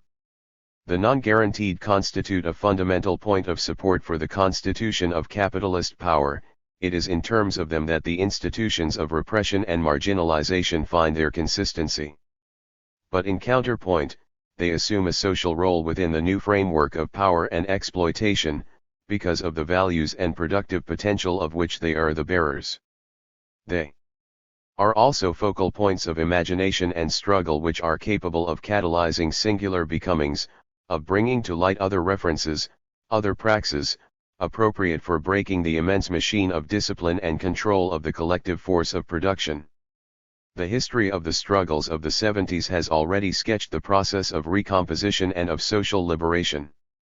A number of matrices of rupture were opened then by the new proletarian movements. Whatever their diversity, they all originated in the tremendous mutations of an increasingly complex, overpowering, and deterritorializing social productive force, and they all affirm themselves with reinforced clarity against the repressive normalization on and restructuration brought about by social segmentation and stratification. These phases of struggle were most significant for workers as an experience of discovery and comprehension of the caesuras and corporatist overcoatings imposed on the proletarian socius, and as an experience of internal struggle against the violence by which integrated world capitalism has constantly tried to interdict processes of innovation wherever they are involved. Internal struggles thus recuperate the tripolar segmentation of integrated world capitalism within the struggles of each subjective component. Since this always occurs at each phase in the emergence of a new social subjectivity, their quality, force, and cohesion is self-composed auto-agency, the result of a collective self-making. Need, consciousness, and production are fused at the heart of such a process. The 70s were thus marked by the continuous emergence of moments of rupture punctuating the capitalist and/or socialist attempts at restructuration, all of which are characterized by new subjective problematics and by a special collective effort to redefine their perspective. From 1977 in Italy to the Great Break in Central Europe, Germany, Switzerland, Holland, from the Iranian Revolution to the period of solidarity, to the renewal of revolutionary struggles in Central America, to the enormously important liberation movements that are beginning to erupt in the Southern Cone, wherever we turn, we find these principal characteristics of the project. The struggles that are internal and antagonistic to the politics of reactionary restructuration are mobilizing, either against their repressive texture, or inside these processes of subjective development as a unifying tension and as a self-liberating perspective. Revolutionary struggles have never targeted to this extent the theoretical definition and the practical realization of an orientation resting intrinsically on collective subjectivation and implying, in consequence, the destruction of all ideologies of an external vanguard. Autonomy has never appeared with more force as a primary objective. We repeat, there is nothing anarchic about this, since it essentially has to do with a qualitative autonomy, capable of apprehending the social complexity of movements, and of grasping it as a process of subjective convergence, centered on the quality of life and on the communitarian restructuring of production goals, and since it is equally a matter, by virtue of this reconstruction, of assuming peace against all forms of terrorism and of imposing mass negotiation as a basis of mobilization and of organization. It is obviously necessary to be very careful when we broach the question of the experiences and the initiatives of the new subjects. Frequently, during the course of the events we have just evoked, from 1977 in Italy forward, the action of these new subjects has been presented, from a theoretical point of view, as a hypostasis and, from a practical point of view, as a linear function. Once again, one risked falling into the old mythology of mass action. This has to do with illusions that probably inevitably result from deception and regression. But it would be difficult to determine the stakes of the theoretical elucidation of this question. The theoretical struggle against such illusions leads to patient acceptance, without reservation, of the real situation, that is, of the fact that the universality of the proposition of transformation must necessarily be diluted in the multiplicity of movements, the contradictory moments which characterize them, and in the long term of the movement of collective imagination. Before developing this point, we must first insist on the constructive effort that the new modes of subjectivation have already accomplished on a stage profoundly changed. In relation to the history and the traditions of the revolutionary and workers' movements, because of expanded competency and performance in the arrangements of subjectivity at work on that stage. Confronted by the amplitude of the production of totalitarian subjectivity by the capitalist states, the revolutionary arrangements pose the problem of the quality of life, of reappropriation, and of self-production in an equally sizable dimension. Through a movement with multiple heads and a proliferating organization, their episodes of liberation will be capable of investing the entire spectrum of production and reproduction. Each molecular movement, each autonomy, each minoritarian movement will coalesce with an aspect of the real in order to exalt its particular liberatory dimensions. It will thus break with the schema of exploitation that capital imposes as the dominant reality. It is this new consciousness of the modem proletariat, deterritorialized and fluctuating, which will permit envisaging the rupture of capitalist segmentation and the reformulation not of commands, not of programs, but of diagrammatic propositions. Of communism and of liberation, and it is capitalist restructuration's hyper-reactionary character that explains the positively catastrophic acceleration which the movement has experienced since the beginning of the 80s. Nonetheless, this restructuration has not damaged the emerging points of new proletarian subjectivities, it has simply reduced their elasticity. Numerous signs indicate to us that once again the movement is on the verge of stepping forward to undo the repressive obstructions which have successfully blocked its force during this last period. If we return to the tripartition proposed earlier, and if we examine how the process of recomposition runs through the elitist pole, the guaranteed pole, and the non-guaranteed pole, we can discover the forcefulness with which the movement of new alliances has posed its premises. This is immediately evident once one takes into account the fluidity of relations that the crisis has introduced and continues to accentuate between the guaranteed and the non-guaranteed sectors. But this is no less evident when one considers the articulations which the elitist pole has with the two others. Many individuals who evolve in management and at the highest levels of the institutions of knowledge were, during the past 10 years, not only implicated in the process of precarization that is coterminal with their role and function, but also introduced to an elaborated critical consciousness regarding the legitimacy of their status. The irrationality and the madness of the extended reproduction choices of IWC, the obsession of the arms race and of nuclear war, the vertigo of famine and genocide which deepen the differences and engender cleavages, to the point of pushing certain managerial elites to the point of refusal and dissidence. This process, which is all too frequently disfigured and made ridiculous when it is reported in a propagandistic way, nonetheless demonstrates the expansion of resistance in the new forms of subjectivity. Previously, one of the slogans of the communists was the proposed importation of the class struggle into the institutions.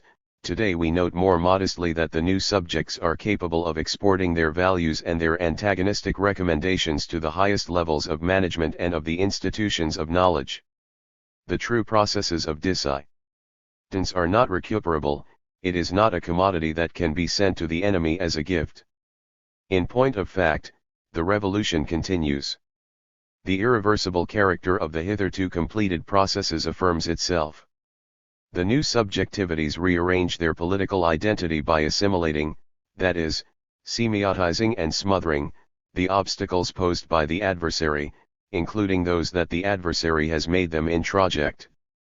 The changing characteristics of the collective force of labor, the living forces of the non-guaranteed urban proletariat, the transfinite network of dissident discursive arrangements set themselves up as so many protagonists of the new cycle of struggle.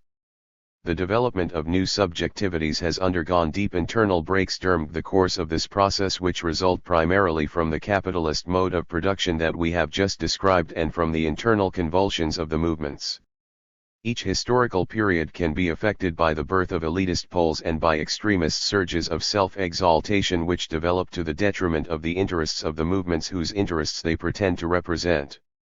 That was particularly evident during this period when integrated world capitalism worked to defend and reconstitute the model of a systematic segmentation of both social movements and ideologies. Terrorism was perhaps the deepest and maddest caesura that revolutionaries experienced during the entire course of the 70s. In the face of reactionary pressure exercised by the state and by IWC to block the liberation movement, faced by attempts to divide and force competition between different exploited groups in order to freeze constitutional and social relations at regressive levels, and faced with the deathly rigidity of the dominant powers' formations, whole sectors of the movement were seized by rage and frustration. In the context of the molecular effervescence and maturation of new revolutionary subjectivities, the state has an interest in imposing a molar order of return to a reinforced social dichotomy. It thus takes to make a parade of its power by adopting drastic measures and in deploying highly sophisticated mechanisms of control and repression. For the same occasion, state terrorism undertakes to destroy without distinction all political and existential dissidents. On this terrain, IWC has carried out a veritable mobilization of state functions and set going a new type of civil war, not only by military and police means and by states of emergency, but also by means of a psychological and informational war and by corresponding cultural and political strategies. During the 70s, this sort of civil war created a favorable basis for the development of the most extreme reaction. In order to understand what happened then, it is necessary to bear in mind the sizable stakes of the contest of force between, on the one hand, the new desires and needs of the collective subjectivity, and on the other hand, the different components working for the restoration and restructuration of production and command. It is true that the Civil War frequently gave the state the chance to give itself powers and the instigation to react against a situation that it no longer controlled. The new revolutionary movements also have everything to gain from clearly recognizing the realities within which they operate. All the more so because certain groups can have the illusion of having some measure of control by their own means over this sort of situation, by taking the risk of placing themselves on the molar terrain of confrontation hoped for by the enemy, by identifying in some sense with him, by entering fully into the imaginary traps of political domination which are dangled in front of the movement. The 70s were thus years of a civil war whose direction, imposed by IWC, led to pure and simple exterminations, like those of the Palestinians. One cannot deny that within this context, a terrorism of worker and proletarian origins sometimes managed to take the initiative, but nevertheless without ever stepping out of that vicious circle of capitalist overdetermination. Rather than reducing that overdetermination, such terrorism only reinforced the will of the dominant powers to isolate, to make examples of, and to neutralize the conflicts. The perspective of the revolutionary movement, in correspondence with real historical transformations, manifests itself altogether differently. How will the new subjective components be able to conquer supplementary spaces of life and liberty? How, by illuminating other types of force, intelligence, and sensibility, can the power of the enemy be deprived of its substance? These, more appropriately, are the questions of the revolutionary movement. From all points of view, Red terrorism was a disastrous interlude for the movement. But especially for the way it relaunched ideological and abstract centralist conceptions of organization. Its crazy search for central points of confrontation became redundant with an ossified Leninism, which is disconnected from all historical materiality, reduced entirely to a statist interpretation, a sort of paranoid point of reference which it sought to impose on the recomposition of the movement. Nothing is more urgent than to have done with this false alternative. Access to the movement must be denied to these absurd messengers of the past. Red terrorism has only one end, that of failure and despair. It has only one function, to stem the immense liberatory potential which has revealed itself at the heart of this heavy period of reaction through which we are going. Inasmuch as it complied with the rhythms of history and with the programmings of the opponent, Red terrorism has revealed itself for what it is, a paradoxical form of conservatism.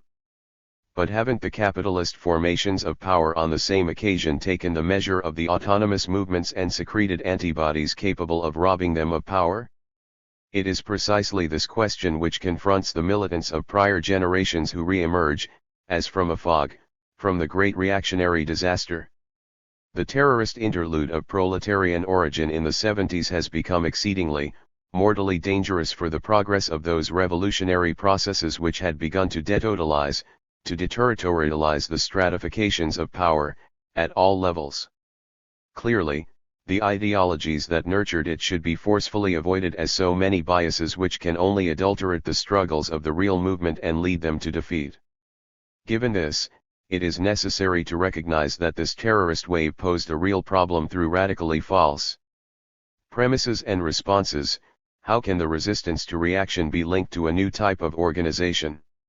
The correct response to this question, and the strategic line which follows from it, are already in the movement, at those points where it constitutes itself through an institutional mode without going astray on the paths of statist legitimation. It has to do with constructing a new society, a new politics, a new women's movement, an other workers' movement, other youth movements. Other, different, new. Always the same feeble words to index the vectors of happiness and imagination which are capable of overthrowing the sclerotic world where politics is nothing but frustration and paranoia, where society is nothing but the triumph of conformism, where the workers' movement gets bogged down in corporatism, the women's movement in the introjection of subordination, the youth movement in all sorts of drugs, and where, finally, the limit between the demand for power and terrorism continues to be confining. It is equally possible that the external caesura was the symptom of an internal illness. It would be absurd to deny that the processes of recomposition also carry dogmatic and sectarian elements, viruses from old stratifications which threaten them from inside. It is thus the articulation between immediacy and mediation, tactics and strategy, which can only be established by way of multilateral and practical relations, which risks running headlong into chaos, maniacal agitation, and provocation. And if it has been so, then the only possible way to heal this kind of paranoia is to be found by the revelation and exaltation of its symptoms, the exploration of its etiology, the disengaging of the desires of which it is the expression and their radical liberation from all overcoatings by the capitalist death drives. The problem of the recourse to force has not for all this disappeared from our horizon. but we consider it to be all the more politically efficacious if the forces in question are diversified, multiplied by 1,000 links to thought and the imagination. Force is the body, and we want to reconstruct the movement outside the dead body which tradition has left us. We want to reinvent a living, real body, to live and to experience a physiology of collective liberation. It is on the basis of this hypothesis of another type of expression of power puissance that the movements of the 70s reaffirmed the urgency of liberation.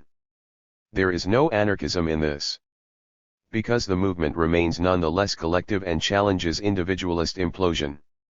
We distrust spontaneist myths for such as they devalue the dimensions of everydayness and of patient reformulation of the problems with which we are confronted.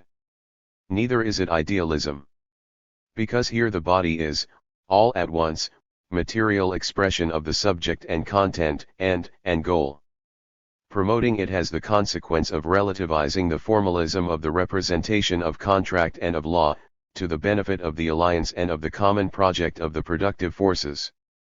The elimination of the concept of the practice of terrorism is thus correlative at once to the negation of outdated political points of reference, even if spontaneist, and the affirmation of a radical materialism.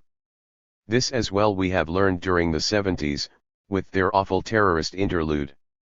The recomposition of the movement is undergoing a reorganization of its fronts of struggle as a process of self-valorization and auto-production at the highest level of subjectivation.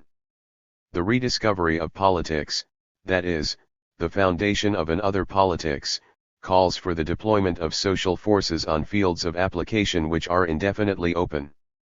These forces depend, of course, on the intensity of the needs revealed by the immediate struggles and thus on the struggle against the obstacle, but also on the positivity of the world which we wish to construct, on the values which we wish to promote. This is not a dialectic. In any event, not a dialectic like that glorious and painful one which presides over the sociological class struggle, a rhetoric arising more out of confusion than of science. In fact, the negative and the positive are anchored here in the materiality of possible options.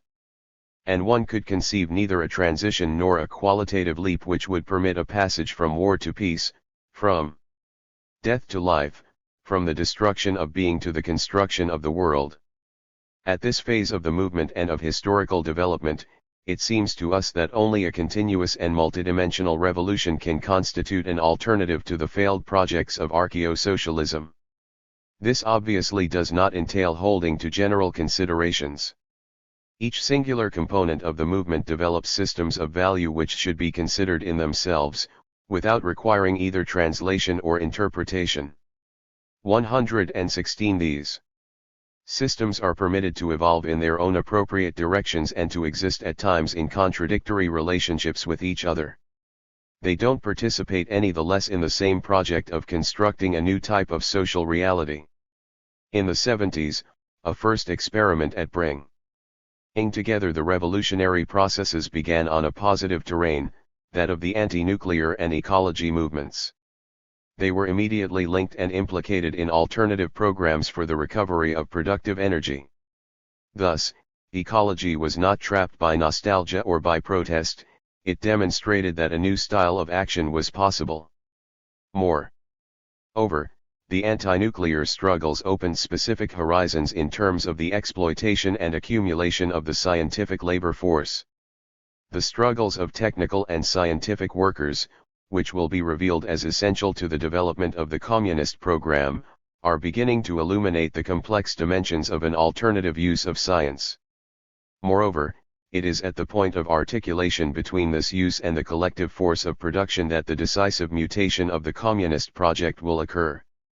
It is on the same continuum of struggles against exploitation and for positive alternatives that, more and more, the capitalist and/or socialist exploitation of time will be put in question and that a new type of communitarian organization of the productive forces will begin. Struggles against the labor process and its overcoding of time, struggles for alternative housing arrangements and for another way of conceptualizing domestic sociality, neighborliness, and cooperation between segments of the socius. This has to do with positively conjugating the critique of science and the struggle against exploitation, for example, to conjugate research on alternative energy sources and the practical reconstruction of the productive community. It is only at this price that we will succeed in grasping the coherence of the current proletarian projects through the multiplicity and diversity of the initiatives which actualize those projects and the wealth of their productive end. We take for granted the fact that the destruction of property, as the fundamental juridical form of capitalist accumulation, and the destruction of bureaucratic control, as the fundamental juridical form of socialist accumulation, in one indissociable intertwining in which they present themselves today for analysis, constitute the essential conditions for the liberation of science and the elaboration of an open and communitarian social life and for the development of diffuse and creative forms of organization of social work which correspond to the new proletarian subjectivities. What we are evoking here is not a utopia. It is the explication of a real movement, which innumerable traces and indices designate as a power in action. The elaboration of the political economy of this transition has become an urgent problem. The communist program will broach a new level of consciousness only to the extent that it makes advances regarding these questions. In terms of this, it goes without saying that the specific programs of the different movements cannot help but become intertwined. It is the same regarding their passage to organizational form, by way of diverse attempts of a highly spontaneous character. A priority in this domain is the positivity of perspectives which forbid lapsing into Jacobinism or Leninism. We must insist again on the materiality of these passages, on the manner in which they succeed in demonstrating their force, even in the worst sectors of capitalist reaction, and how they succeed in planting in the very marrow of the bosses and the bureaucrats the thorn of their changing perspective. We have already invoked a major illustration of this conjunction of radically heterogeneous vectors for overcoming the worst plans of the reactionary employers, that of the international monetary system. In the summer of 1982, the declaration of non-payment of debts and the threat of bankruptcy among the large Latin American countries struck a perhaps fatal blow against Reaganomics. The internal resistance of the working classes in the developed countries to unemployment and inflation thus found itself objectively associated with the suppression of the proletariats of the Third World, themselves undermined by poverty and famine. The objective character of this new de facto alliance, its considerable political incidences, does not indicate to us the historical limits of reaction. They confirm the potential for intervention in collective arrangements of subjectivity, when they succeed in joining their interventions along the fault line of the crisis. For 12 years after 1971, from Nixon to Reagan, big multinational capital succeeded in instituting a perfidious mechanism for augmenting productivity within the framework of a general immobilization of the relations of force and of the distribution of incomes. In 1982, it was the very bases of capitalist power which were put in question, as a result of the conjoined resistance of the diverse sectors of the international proletariat. One must admit that during this long period of historical latency, the collective subjectivity had to continue to metabolize its needs and its desires. If not, how could such a crisis have been possible, the first in the present historical cycle of reaction, but of a striking conspicuousness? This is a clear example of what we mean when we speak of the materiality of the passageways of the recomposition of subjectivity. Parallel to a growing consciousness of the irreversible character of the crisis of the capitalist mode of production arises a fundamental problem: capitalism and/or socialism control the means of destroying the world. Will they use these means to defend their domination? And to what point? Now, it is precisely around this threat that the recomposition of revolutionary subjectivities and the development of movements has partially reconstructed its highest profile. It is in the struggles for peace that the movement attains its richest and most complex expression. In a sinuous and continuous fashion, the struggles are carried out across the enemy territory, preventing him from attaining the maximum concentration of the destructive force that defines his project and, in a continuous way, from attaining his force of persuasion and concentration.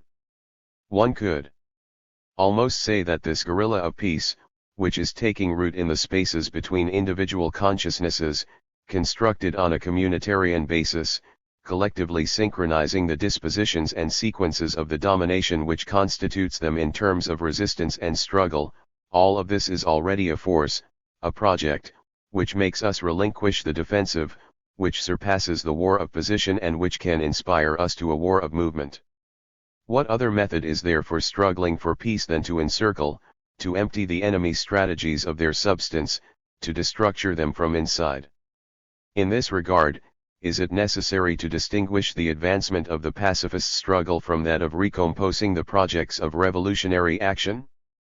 Not at all, because, we repeat, the struggle for peace carries within it the highest possible alternative potentialities. We hope no one will think us so naive as to imagine that there are not as many scoundrels as honest people under the mantle of pacifism. In certain countries, the peace movement is instrumentalized and perverted by methods which recall to us those abject times of the Stalinist peace. Neither are we taken by a piece of social neutralization which would accommodate, for example, the muzzling of the Polish people. On the contrary, we conceive the struggle for peace as a loom on which the collective struggles for liberation can be woven. That is, for us, the struggle is not synonymous with the status quo. It has to do fundamentally, therefore, with lifting that hypothesis of the overdetermination of death which weighs down all the capitalist and/or socialist relations of production. The struggle for peace is a struggle for a democracy in which the liberty of individuals would be guaranteed and in which the question of the residential publica and of the goals of economic development would find their legitimation in the community. Green is born neither from the red of the socialist regimes nor from the black of the capitalist regimes. It is born from refusing poverty and of oppression wherever it proliferates and from the urgent desire to be freed from the fear of capitalist control wherever it is imposed. Everyone tells us, you should choose sides. Some tell the Afghans that they would be occupied by the Americans if the Russians left. But would that be worse? If the Americans occupy us, those involved respond, we will all become Scythians. Others tell us we would be occupied by the Russians if we refuse the American umbrella. But would that be worse? If the Russians occupy our country, we will all become Poles. We have had enough of all of this blackmail. We similarly reject the blackmail of the bomb as well as the supposed values of capitalism or socialism. Peace is a precondition of revolution. Within the tragedy which capital imposes on life, a collective response is sketched. In the shadow of destruction, an ethical exigency of happiness and of life is affirmed. The mobilization for peace opens up infinite routes for liberation. The constructive forms in which liberty is today draped can alone dissolve the power of death behind which the capitalist classes are retrenching. Yes, the revolution continues, the reactionary wave of the 70s has not destroyed it. It has enriched itself by a sort of irreversible strategic interiorization which permits it to be intrinsically articulated with the immense ethical project for peace. The transformations which trouble a society require a new type of organization. Leninism or anarchism are no longer anything today but phantasms of defeat, voluntarism, and disenchantment, a forced faith or solitary rebellion, an antithetical form of repression or a simple abstract assertion of singularity. The organizational choices of the future movement should be rethought independently of the ideological and political references to the traditional workers' movement which led that movement to defeat. The collapse of the two extreme models, Leninism and anarchism, leave altogether open the question of the machines of struggle which the movement must make use of in order to be capable of winning. Their multifunctional and uniquely characterized articulation of the singularities which constitute them imply that the form of these machines no longer repeats the centralist project and no longer retains the illusion of filtering democracy through centralist structures. One always finds in pseudo-democratic centralism a traced copy of statist models. In it, the repressive and bureaucratic characteristics of the state of Richelieu, Robespierre, and Rothschild are replayed and illusorily reversed. For too long, the revolutionary movement has, through passivity or refusal, been subject to this homology. How can the state be destroyed by an organism which puts up with hegemony, even on a formal level? But how can such a task be made a primary concern of another movement, a different one which is founded on the self-valorization and the self-production of singularities? Obviously, We have no model of organizational replacement, but at least we know what we no longer want. We refuse everything which repeats the constitutive models of representative alienation and the rupture between the levels where political will is formed and the levels of its execution and administration. As always happens, in the real course of a revolutionary process, the new organizational proposals correspond to the new essence of the social productive force. And they are its fluidity, the multivalence of its conceptual references, its permanent capacity of abstraction, its pragmatic efficiency, and its power to deterritorialize, undermining every attempt to divide and stratify the forces inside the organizational process. The formation, execution, and administration of political direction should no longer be separated, because that constitutes a repression of the collective labor force's new characteristics. The time of Montesquieu and the separation of powers is over. The alienated relationships developed by pseudo-democratic centralism on the executive and administrative levels, regardless of how it presents itself, are in the process of disappearing from the political horizon of the revolution, from which Rousseau and the notion of the alienation of individual wills shall also be removed. But, up to this point, our attempt at redefinition has only progressed negatively. More positively, what signifies the organization of revolutionary subjectivity? Let's advance a step at a time and try to better answer the question. The supposedly definitive argument of those who uphold the traditional models of organization consists in affirming that only one centralized form can prove sufficiently efficacious in constituting general fronts of struggle.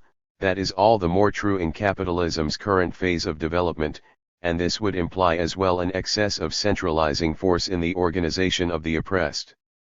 All of this is rather stupid. It would only be true if society's current submission to capital was dependent on a rule relating accumulated value to the quantity of exploitation, and if a specific form of command were necessarily associated with a particular kind of social production. But isn't this precisely the sort of measure and the type of relationship that we have left behind?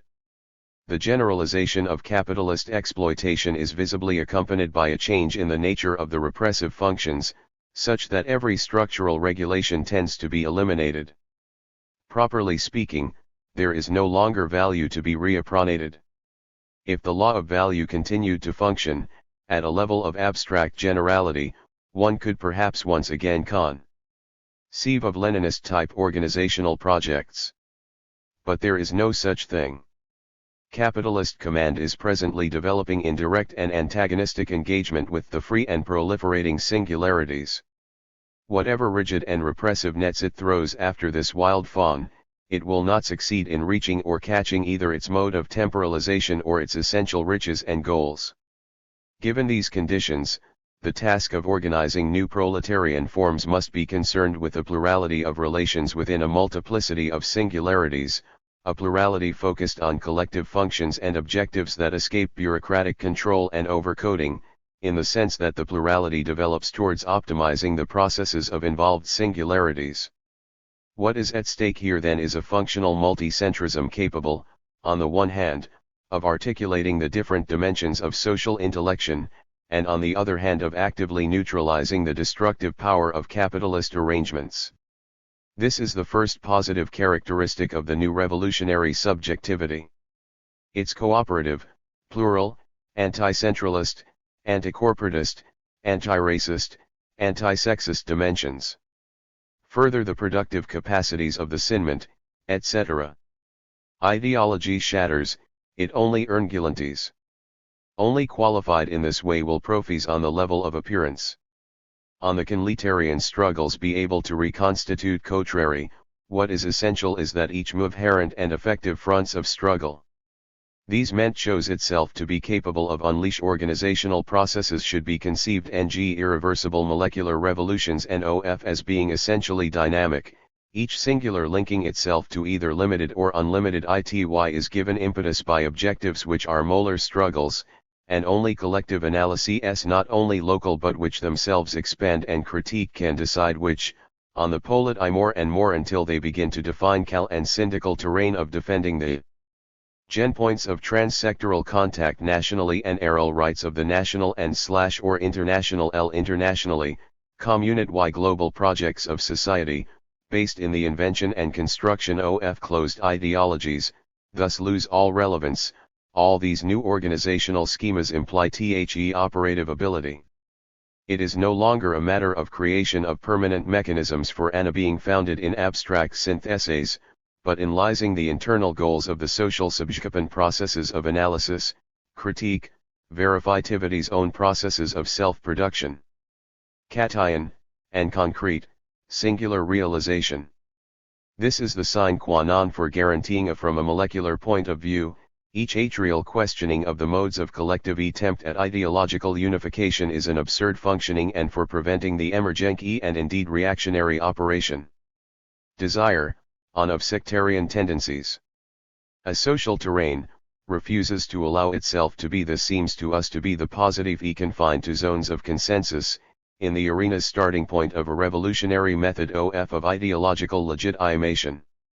Why ask a FEMI organization adequate to the collective subnist movement to come to a doctrinal or projectivity bearing it, a scientific method in its grammatic accord with ecological movement mode of analysis, yet open to historical PROC groups or with a communitarian experiment essays and capable of imagination? Work in by people of color or with the workers move progress in the chain links of singularities. All oriented toward their self-production and multiplication. A method, therefore, which is constitutive of an organization which continually remakes itself, a method thereby conjoined to the productive forces which have made the singularities and their development the basis of material and spiritual wealth. The analysis has progressed, experience has accumulated. The method has already been given some verification. Is it possible to rethink and begin to realize the organizational forms of this new revolutionary subjectivity? To pose this question already implies a confrontation with the difficulties, the material modalities, the obstacles, the enemies of the collective liberation project. How to conceive the composition and reconstruction of the movements. How to re-begin developing each of them in their extensive articulations. We find ourselves faced with numerous, heterogeneous topics and with fluctuating options. The different organized structures of the movement are not only jealous of their singularity, but they seem sometimes to open themselves only for defensive struggles, for the reinforcement and the permanent affirmation of that singularity. In addition, their logics are presented according to changing and multiple matrices. They're always re-articulating the rhizome of their different autonomous components in a different way. It goes without saying that the problem of ideological agreement or disagreement is no longer posed here in terms of the usual political logic, neither one belongs to the same ideological universe. On the contrary, the first problem to be resolved is arranging for the coexistence of multiple ideological dimensions and developing an analysis and a confrontation which, without trying to overcome specific differences, nevertheless tries to prevent them from degenerating into passive and mute divisions. We therefore imagine a process of recomposition which takes for granted conflictual variations within the dynamics of singularization, respecting each's wealth and responsibility for carrying human productivity. That said, it is nonetheless necessary to construct machines of struggle, organizational devices which are open to these dy. But equally a profound modification of their propositional context, in particular a redefinition of the rights of man guaranteeing and encouraging communitarian constructions. Generally speaking, this entails a renewal of constitutional mechanisms and of their capacity to register the conflicts and social changes which will be posed. Only that subjectivity engaged in the singular processes of production can break the codes and norms of the production of subjectivity of IWC. It is only on this path that democracy can be re-established. Juridical innovation necessarily takes place via the institutionalization of the real movement. The only acceptable juridical norm, corresponding in other words to the instances of justice inscribed in groups of people themselves, is the image movement of the real. Inversely, IWC presents us with societies in which rights are overthrown and in which the legal codes and constitutions are either put aside, or function as simple umbrellas for illegal practices on the part of castes acting in their own interest. Taking charge of these constitutional problematics should no longer be overlooked. and abandoned, as was the case in the movement for a long time, but belongs properly to the revolutionary orchestrations of political will. It is the relation between political will and the constitution of the state which is inverted here. It will be for the first to condition the second, not the reverse, as conservative ideologues suggest and as reactionary practices impose. This reversal does not imply renouncing the existence of a coherent juridical tradition. On the contrary, it derives from the will to promote in that tradition a higher rationality, a greater care for truth and justice, by integrating within its mechanisms a capacity for reading the essential mutational processes. In sum, the spirit of the laws must acquire a sharp sensibility and intelligence regarding the profound progressive transformations of the social market. It is interesting to note that the recent apologists of the market and its miracle working power are outraged opponents of any promotion of this kind of market. The fact is that at the current level of the capitalist crisis and the relations of force between the classes, such political and institutional free market devices, by facilitating this fact, machines of revolutionary struggle are themselves obliged to become disposed for producing new social realities and new subjectivities. We emphasize again that the definition, the general program of this multidimensional liberation does not belong to these machines of struggle, it belongs to the rhizomatic multiplicity of singularity processes, within each of their production sites, which they transform, remaking and, should the case arise, multiplying the power that this liberation authorizes. From now on, organizing signifies first, work on oneself, inasmuch as one is a collective singularity, construct and in a permanent way reconstruct this collectivity in a multivalent liberation project. Not in reference to a directing ideology, but within the articulations of the real. Perpetually recomposing subjectivity and praxis is only conceivable in the totally free movement of each of its components, and in absolute respect of their own times, time for comprehending or refusing to comprehend, time to be unified or to be autonomous, time of identification or of the most exacerbated differences. Cot Muses like us 12:1. Liberation, production, the constitution of new social arrangements, all arise from distinct levels, equally important, on the basis of which the machines of struggle develop. The experiences of community and solidarity seen by the second half of the century illuminate the original paradigms of those new organizations which we call machines of struggle. It's necessary now to deploy their free play and their power. It is clear that the direct experience of struggle will determine their contour. To try to describe in advance what the machines of struggle of new proletarian subjectivities will be on a practical level, of desire and cognition, would run contrary to their essential mode, which depends on what one no longer dares to call the masses.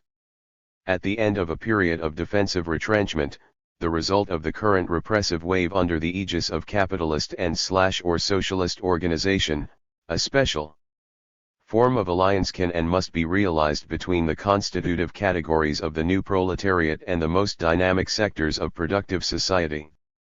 Distinguishing this alliance is, first, that it can break the corporatist obstacles to restructuring, which have shown themselves to be particularly effective amongst the industrial working classes as well as in the tertiary service and scientific sectors of social production.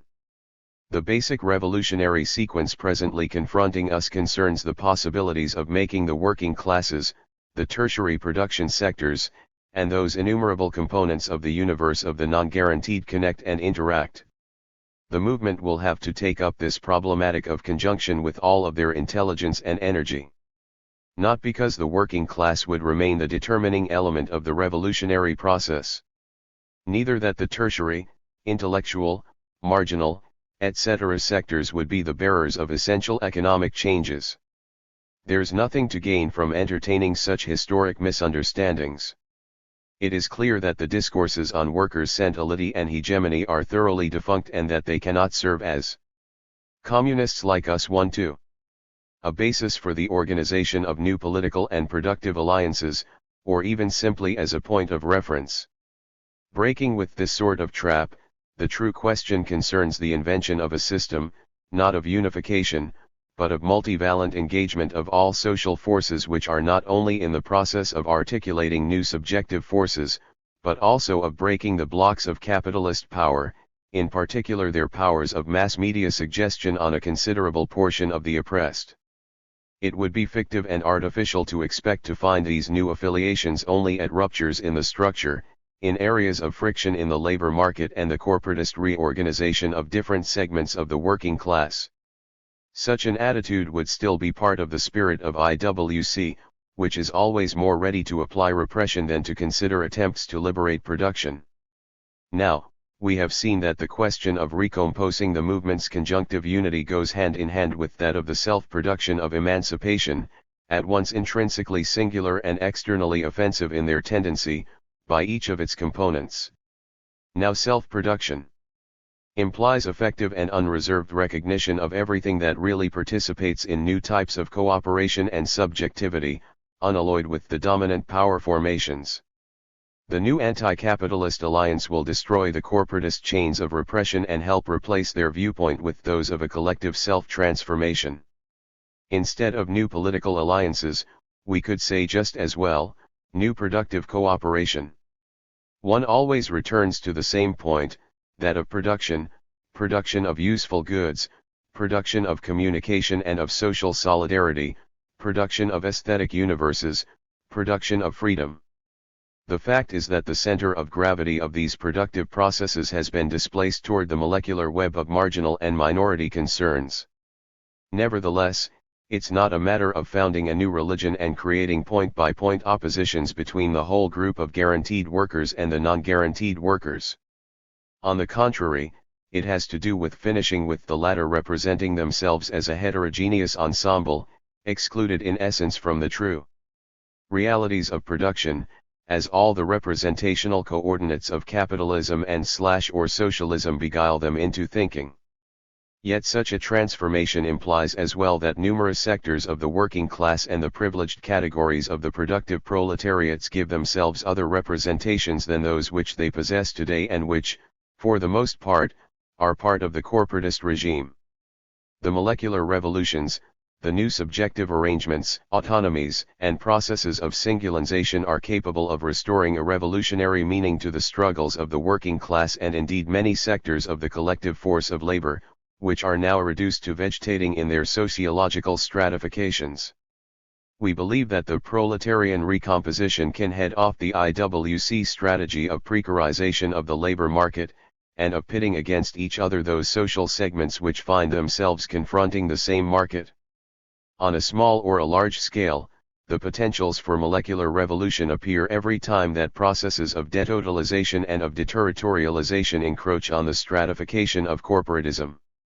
Now, if it's true that the fundamental question is the inversion of the corporatist tendency, it seems equally true that the motor of that diminution of social entropy resides in consistently making a decompartmentalization of productive society the revolutionary project. And not only as an ideal horizon, as a communist ethics, but above all as a strategic struggle capable of taking the movement out of its current failure neurosis. The most demoralizing situations and the most negative comparisons of apparent strength can rapidly change as soon as the precariousness of the current forms of IWC domination appears in an even more pronounced way. Even the most conservative segments of the working class are beginning to manifest their unrest, their impatience, and their disgust in regard to those who are supposed to represent them. The idea, for so long accepted in good faith, by virtue of which there existed only one political economy as a reference point, that of IWC, has had its day. The dismantling of companies, of branches of industries, of entire regions, the social and ecological costs of the crisis can no longer be written off as a necessary reconversion of the system. In fact, it has been clear for some time that this is not an ordinary crisis, but a radical attempt to destroy more than half a century's worth of acquired advantages and social victories of the reformism which corresponded to the previous forms of capitalism. Obviously, this does not mean that capitalism is in the process of collapsing on its own and that we have come, almost despite ourselves, to the eve of the great night. What is certain is that capitalism and or socialism intend to install a regime of frenzied disciplinarization over the entire planet, in which each segment of the collective labor force, each people, each ethnic group will be forced to submit to permanent control. In this regard, the guaranteed workers will be placed under the same regime as the non-guaranteed, and everything will be nuances, minute non-empirical transitions. No longer will anyone be able to assume a true statutory guarantee. The traditional working classes should resign themselves to this. But what could the meaning of their revolt be if they do not understand that they no longer represent a social majority, neither numerically, nor as an ideal value, not even as a produced economic value? They are obliged, if they want to legitimate their rebellion, to socially recompose themselves, in alliance with the immense mass of exploited people, of marginalized people, which includes the large majority of young, women, immigrants, the subproletariats of the Third World and minorities of every kind. The principal task has become the reunification of the traditional components of the class struggle against exploitation with the new liberation movements and communist projects. It is on this terrain that the new lines of alliance will be drawn. We draw a line through the tradition of the Third International, a black line over its totalitarian and or corporatis results. A new revolutionary movement is in search of itself. It is born both inside and outside the traditional work-ers movement. It proliferates and potentially converges along a front intrinsically unified by exploitation. It will destroy the repressive norms of the workday and of the capitalist appropriation of the totality of lifetime. New domains of struggle become possible everywhere. But the privileged point, the hot point, in the production of new machines of revolutionary struggle resides within the zones of marginalized subjectivity. And there as well, it goes without saying, not in and of themselves, but because they are inscribed in the meaning of creative production processes considered in their evolutionary position, that is, not arbitrarily isolated within the capitalist economic sphere. The social imaginary can recompose itself only through radical changes. In this regard, one should take into account that marginal phenomena are part of a context which does not define them as being at the margin, but which, on the contrary, confers on them a central place in the capitalist strategy. The marginal subjectivities, inasmuch as they are the product and the best analyzers of command tendencies, are also those which resist it the best. The physical, bodily, plastic, and external aspects of the liberation experiences of marginal subjects become equally the material of a new form of expression and creation. Language and image here are never ideological but always incarnated. Here, more than anywhere else, one can find the symptoms of the appearance of a new right to transformation and communitarian life, under the impetus of subjects in revolt. New alliances, as a project of the production of singularities and as the possibility of conferring on this project a subversive social meaning. The self-analytical method of the forms of social subjectivity becomes revolutionary substance in the sense that it permits the semiotic understanding and political amplification of the implosion points of corporatism and the upheaval of its own lines of alliance. The common consciousness has already perceived this process of conjunction. The revolutionary imagination has begun to apprehend it. What remains is to make it the basis of the constitution of the future movement. Resentment, empty repetition, and sectarianism are the modalities by which we live the betrayed hopes of the traditional workers' movement. For all that we do not renounce the history of struggles, on the contrary, we celebrate it because it is an integral part of our mental coordinates and sensibility. If we are dwarfs on the shoulders of giants, we assume the benefits as much as the deplorable aspects of their heritage. At any rate, we want to move forward. Reuniting with the human roots of communism, we want to return to the sources of hope, that is, to a being for, to a collective intentionality, turned toward doing rather than toward a being against, secured to impotent catchphrases of resentment. It is in real history that we intend to explore and experience the many realms of possibility which we call forth from everywhere.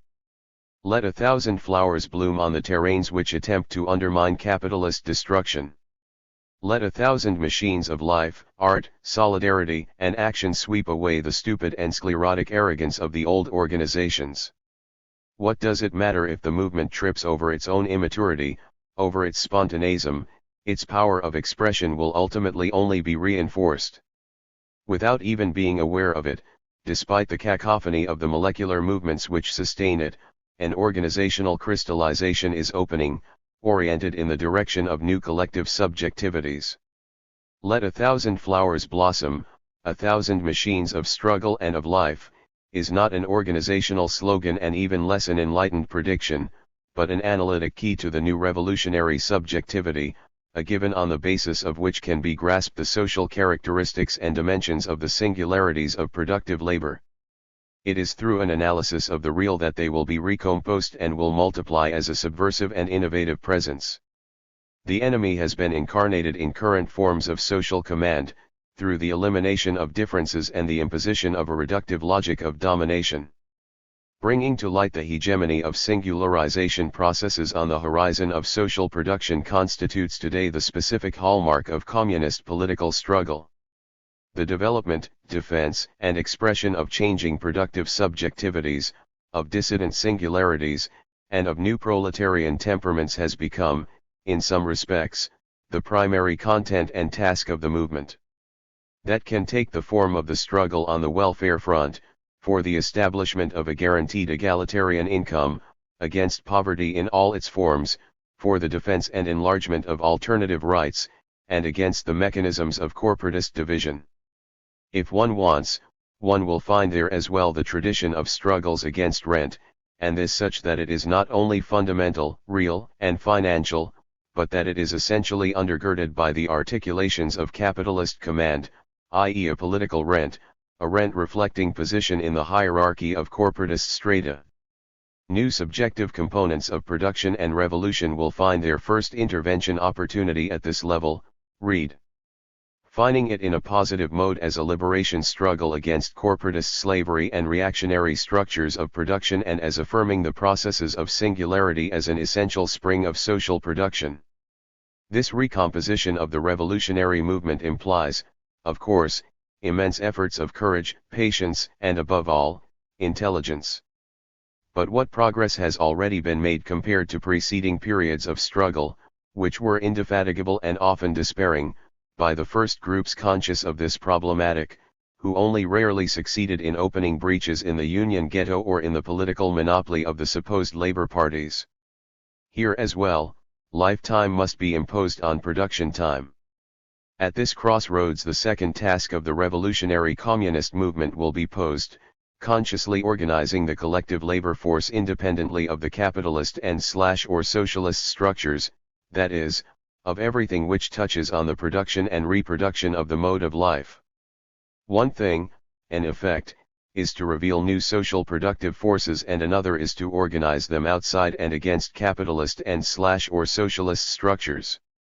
The development of science and technology and their massive incorporation in this transformation program are necessary, but not sufficient, conditions. No transformation is conceivable unless the entire field of productive labor is confronted with large movements of collective experimentation which break those conceptions which relate to profit-centered capitalist accumulation. It is in this direction that the expansion power of the collective labor force should be grasped. Thus a double movement will be established, like that of the human heart, between the diastole of the expansive force of social production and the systole of radical innovation and rearrangement of the workday. The movement of the social proletariat and new collective subjectivities must lay siege to the corporations, viz. the stakes regarding legislation governing the length of the workday, and impose its redefinitions and its permanent experimentation. They must impose not only a productive renewal, but also new ways of imagining and of studying production. Think, live, experiment, and struggle in another way, such will be the motto of a. And inciting collective liberty's potential, would destroy, even annul the conditions of the liberal bourgeois market of exploitation. It is thus clear that, while we contest the state's pretensions to lord over social conflict in a contractual manner, a practice which is invariably a source of totalitarianism, we do not for all that speak for those falsely naive attempts to seize the processes of social singularization, only pretending to acknowledge them under the aegis of a corporate project, which they try then to integrate into what is pompously called the social economy. The pseudo-Proudhonian ideology cloaking certain of these attempts has no other goal than to render them captive to an expanded capitalist market.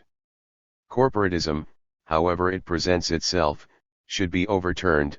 It can only generate ersatz, false solutions to the problematics of new subjectivities. All statist manipulations, the ingratiating as well as the disgraceful, must be relentlessly combated. Statism and corporatism are two faces of the same obstacle to the development of autonomies and of singularities.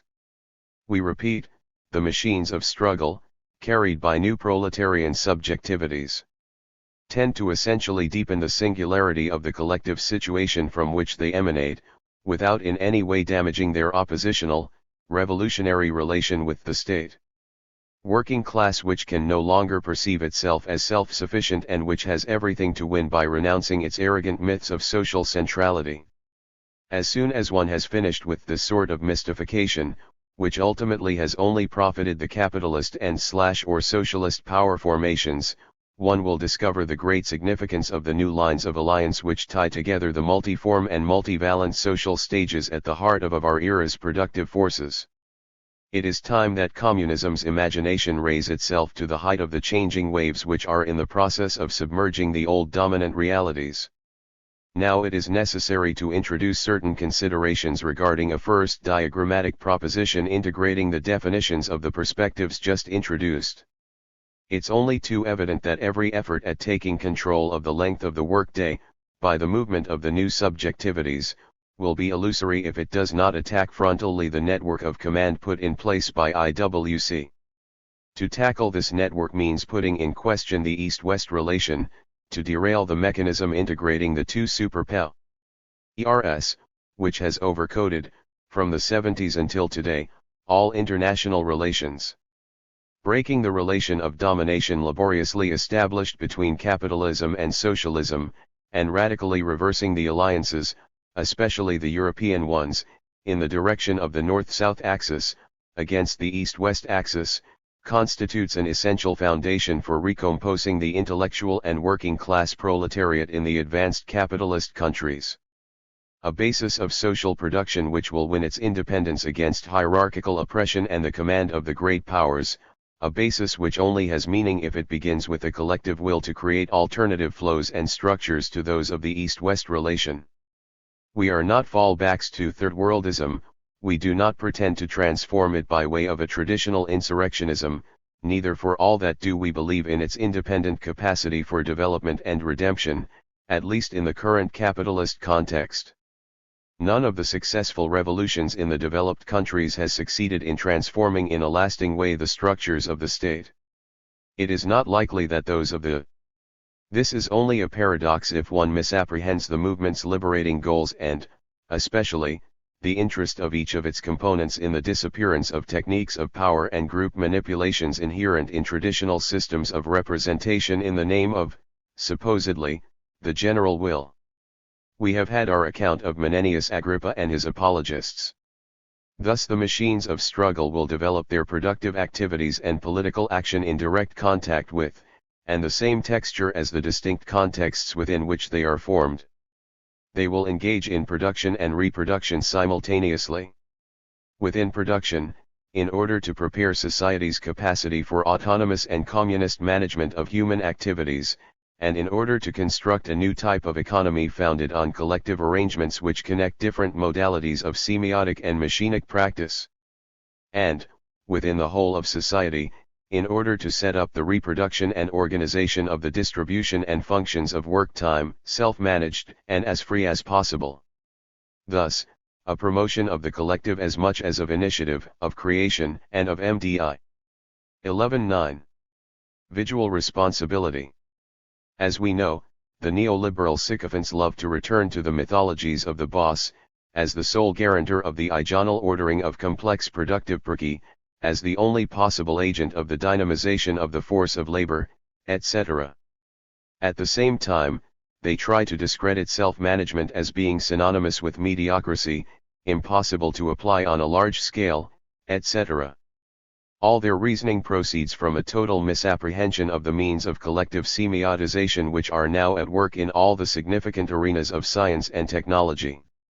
A certain conception of tree-like hierarchies and oppressive disciplines has undoubtedly become passé. It no longer has to do with a simple question of taste or of democratic prejudice. The extensive arrangement, in rhizome, of machinic components, of informational components, and of decision-making components has become an absolute necessity, if production is to keep up, to further society, science. In sum, human life on this planet. After a foot centuries of socialist and/or capitalist domestication, production and society have become one and the same thing. There is no turning back from. 112. Dynamics and to this functional multicentrism. These machines of struggle will be all the more effective in that their field of action will be limited and in that they will establish for themselves the fundamental goal of perfecting the singularization processes. Such modes of organizational crystallization appeared in North America in the 60s, at the time of the different campaigns of the movement. The same thing in Germany in the 70s, where the development of the alternative movement revealed the existence of lines of differentiation going in the direction of both maximizing singularization and in materially recomposing the possibilities of struggle. An open method, therefore, that takes substance from its openness to engender an open organization. It frequently happens, as much in Arab, Slavic, Latin American as in Anglo-Saxon countries, that this experimentation with new forms of organization develops from within a religious imaginary. Undoubtedly, one must distinguish between religious motivations which attach to an act of liberation and those which are reterritorialized around theological alienation. It is a fact that in a world whose sole burrs can only be non-significant ruptures, the reconquest of the value of witness, of personal engagement, of singular resistance, and of basic solidarity has become an essential motor of transformation. In order to constitute a machine of struggle, the movements are obliged to assume, as completely as possible, a contradictory relation between singularity and capitalist society, between ethics and politics. And this is scarcely conceivable except on the condition that the forms of militancy are totally reinvented. We should lead the analysis and critique of militancy and of previous experiences, when they make us sad, when they become historically tarnished, because they constitute obstacles to a liberating praxis. But it strikes us as impossible that a new open method of organization could be founded without concretely redefining a new militancy, whatever the breadth of its motivations. That is, a certain social crystallization of desire and of generosity runs through all singularities. One can expect from this way of conceiving things not only the birth of new organizations, changed machines of struggle. Third World will do any better. No, it is rather toward revolutionary cooperation and aggregation of forces among the intellectual and working proletariat of the North with the great mass of the proletariat of the South that it is necessary to turn to fulfill this historic task. All of this may seem utopian, even extravagant, because today we, the workers and intellectuals of the countries of the North, are slaves of corporatist politics, of segmentary divisions, of the logic of profit, of blocking and extermination operations, of the fear of nuclear war, as they are imposed on us and with which we make ourselves accomplices. Our liberation requires creating a project and a practice which unifies, in the same revolutionary will, the intellectual forces and the proletariats of the North and of the South. As the union of processes of singularity advances toward the project of reinventing communism, the problem of power will be posed with increasing acuity.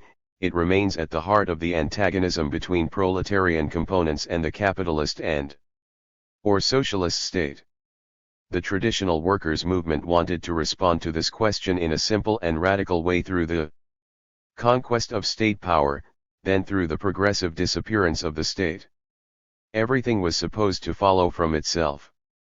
One would oppose destruction with destruction and terror with terror. It would be useless today to provide an epilogue regarding the fictive and mystifying character of this dialectic or to underline the scandalous reference by holders of this doctrine to the heroic experience of the Paris Commune. The first basic task of the revolutionary communist movement consists in having done with this sort of conception and in affirming the movement's radical separation not only from the state which it directly confronts but also, more fundamentally, from the very model of the capitalist state and all its successors, replacements, derived forms, and assorted functions in all the wheels of the socius, at all levels of subjectivity. Thus, to the struggles around welfare, against the organization of productive labor and of labor's social time, and to communitarian initiatives in this domain, should be added questioning the state as the determinant of different forms of oppression, the machine for overdetermining social relations, in order to reduce, block, and radically subjugate them, under the threat of its forces of death and destruction. This question leads us to formulate a second diagrammatic proposition of communism and liberation. It concerns the urgency of reterritorializing political practice. Confronting the state today means fighting against this particular formation of the state, which is entirely integrated into IWC. After Yalta, political relations were further emptied of their territorial legitimacy and drifted toward levels impossible to attain. Communism represents tendential destruction of those mechanisms which make of money and other abstract equivalents the only territories of man. This does not imply nostalgia for native lands, the dream of a return to primitive civilizations or to the supposed communism of the good savage. It is not a question of denying the levels of abstraction which the deterritorialized processes of production made man conquer. What is contested by communism are all types of conservative, degrading, oppressive reterritorialization imposed by the capitalist and/or socialist state, with its administrative functions, institutional organs, its collective means of normalization and blockage, its media, etc. The reterritorialization induced by communist practice is of an entirely different nature.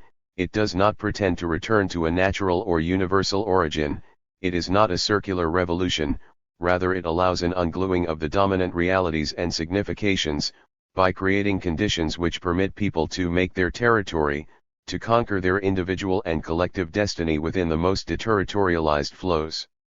In this regard, one is led to distinguish very concretely, the movements of nationalist reterritorialization, Basque, Palestinian, Kurdish, which assume, to a certain extent, the great deterritorialized flows of Third World struggles and immigrant proletariats, and the movements of reactionary nationalist reterritorialization.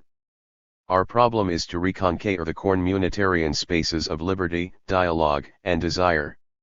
A certain number of them are starting to proliferate in different countries of Europe.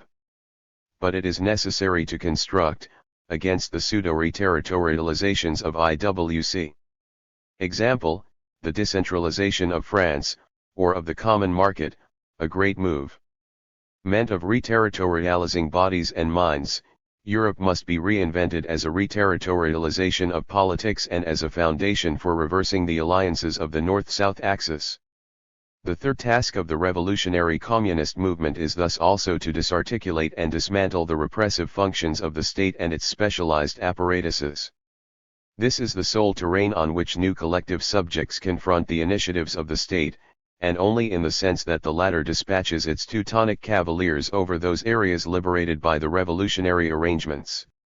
Forces of love and humor should be put to work here so that they are not abolished, as is usually the case, in the mortally abstract and symbolic lunar image of their capitalist adversary. Repression is first and foremost the eradication and perversion of the singular. It's necessary to combat it within real-life relations of force. It's also necessary to get rid of it in the registers of intelligence, imagination, and of collective sensitivity and happiness. Everywhere it's necessary to extract, including from oneself, the powers of implosion and despair which empty reality and history of their substance. The state, for its part, can live out its days in the isolation and encirclement reserved for it by a reconstructed civil society. But if it appears about to come out of its retreat and to reconquer our spaces of freedom, then we will respond by submerging it within a new kind of general mobilization, of multiform subversive alliances. Until it dies smothered in its own fury.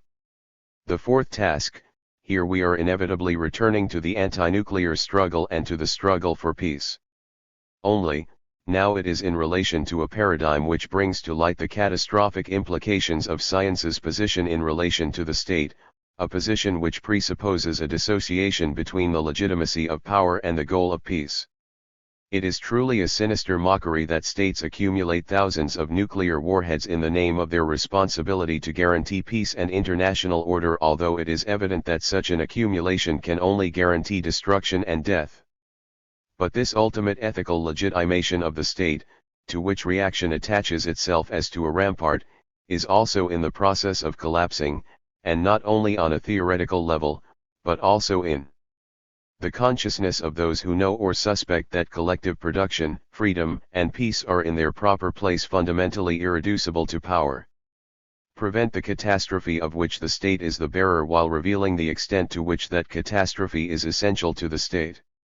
It remains true that capitalism carries war as clouds carry storms.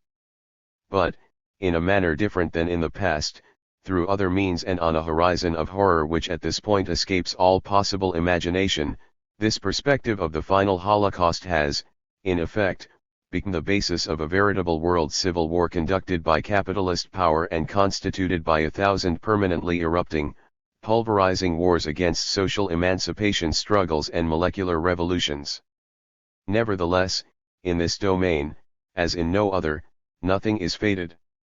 Not all the victories and defeats of the movement's new lines of alliance are inscribed in a mechanistic causality or a supposed dialectic of history. Everything is to be redone, everything is constantly to be reconsidered. And it's good that it is so. The state is only a cold monster, a vampire in interminable agony which derives vitality only from those who abandon themselves to its simulacra. In '68, no one could imagine that war would so quickly become such a close and encroaching horizon. Today, war is no longer a prospect, it has become the permanent frame of our lives. The third great imperialist war has already begun. A war no doubt grows old after 30 years, like the 30 Years' War, and no one recognizes it any longer, even though it has become the daily bread of certain among the press. Yet such has resulted from capitalism's reorganization and its furious assaults against the world proletariats. The third diagrammatic proposition of communism and liberation consists in becoming aware of this situation and assuming the problematic of peace as fundamental to the process of reversing alliances along the North-South axis. Less than ever, peace is not an empty slogan, a formula of good conscience, a vague aspiration. Peace is the alpha and omega of the revolutionary program. The anguish of war sticks to our skin, pollutes our days and nights. Many people take refuge in a neutral ist politics. But even this unconsciousness generates anguish. Communism will tear men and women away from the stupidity programmed by IWC and make them face the reality of this violence and death, which the human species can conquer if it succeeds in conjugating its singular potentials of love and of reason. And finally, to these alliances of productive organization and liberated collective subjectivities should be added a fifth dimension, of which we have already spoken amply, that of organization itself. The time has come to move from sparse resistance to constituting determinate fronts and machines of struggle which, in order to be effective, will lose nothing of their richness, their complexity, of the multivalent desires that they bear. It belongs to us to work for this transition. To sum up, 5 tasks await the movements of the future: the concrete redefinition of the workforce, taking control over and liberating the time of the workday, a permanent struggle against the repressive functions of the state, constructing peace and organizing machines of struggle capable of assuming these tasks. These 5 tasks are made diagrammatic by 3 propositions: contribute to reorienting the lines of proletarian alliance along a north-south axis, conquer and invent new territories of desire and of political action, radically separated from the state and from IWC, fight against war and work at constructing the proletariat's revolutionary movement for peace. We are still far from emerging from the storm. Everything suggests that the end of the leaden years will still be marked by difficult tests, but it is with lucidity, and without any mechanism, that we envisage the reconstruction of a movement of revolution and liberation, more effective, more intelligent, more human, more happy than it has ever been. Rome, Rebibbia Prison I Paris 1983-84. Rome, Rebibbia Prison / Paris, 1983-1984. This chronological note, which concludes our French text, published in 1985, has nothing contrived about it. The dialogue between the two authors did not come to a halt during the long years in which one of them was imprisoned. In fact, in the last year of that imprisonment we had decided to collaborate on a work that would deal with the continuity of the communist political program, beyond the repression and in spite of its effects. When one of us left prison and went into exile, the possibility arose in 1984 to actually collaborate on such a project. That is how this text was born. The continuity of the communist program, the memory of our struggles, and a political and ethical fidelity to the revolutionary option all contributed to renew our friendship and our discussions. It is scarcely necessary to recall live and to produce revolutionary subjectivity. If this was our basic message, it was nevertheless not irrelevant how we went about expressing and objectifying our desire. Rereading ourselves today, we can recognize that the themes of the analysis and the program of action proposed were and still remain essentially sound. In other words, the way we described the lines of development of the mode of production, the system of domination, and the crisis in both, and, on the other side, the prospects we outlined for the development of an alternative organization, as well as our judgments on the processes of constituting a new subject, on that subject's productive qualities, and on the cultural system that would constitute the subject, all of these elements of our analysis had been articulated in a way that captured the real trends. If we had made mistakes, they were errors of incompleteness, we hadn't risked pursuing the tendencies far enough, and we hadn't risked making our imagination revolutionary enough. In brief, while the greater part of our analysis has been confirmed by subsequent events, certain elements have been contradicted, not by the historical developments, but by the intensity, foreseen, which those developments assumed.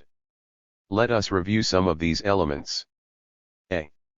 We recognized very clearly that work, as it became more and more abstract, mobile, and socially diffused, required new forms of recomposition. We began to follow the processes involved in producing the subjectivity which the new organization of capitalist production entailed.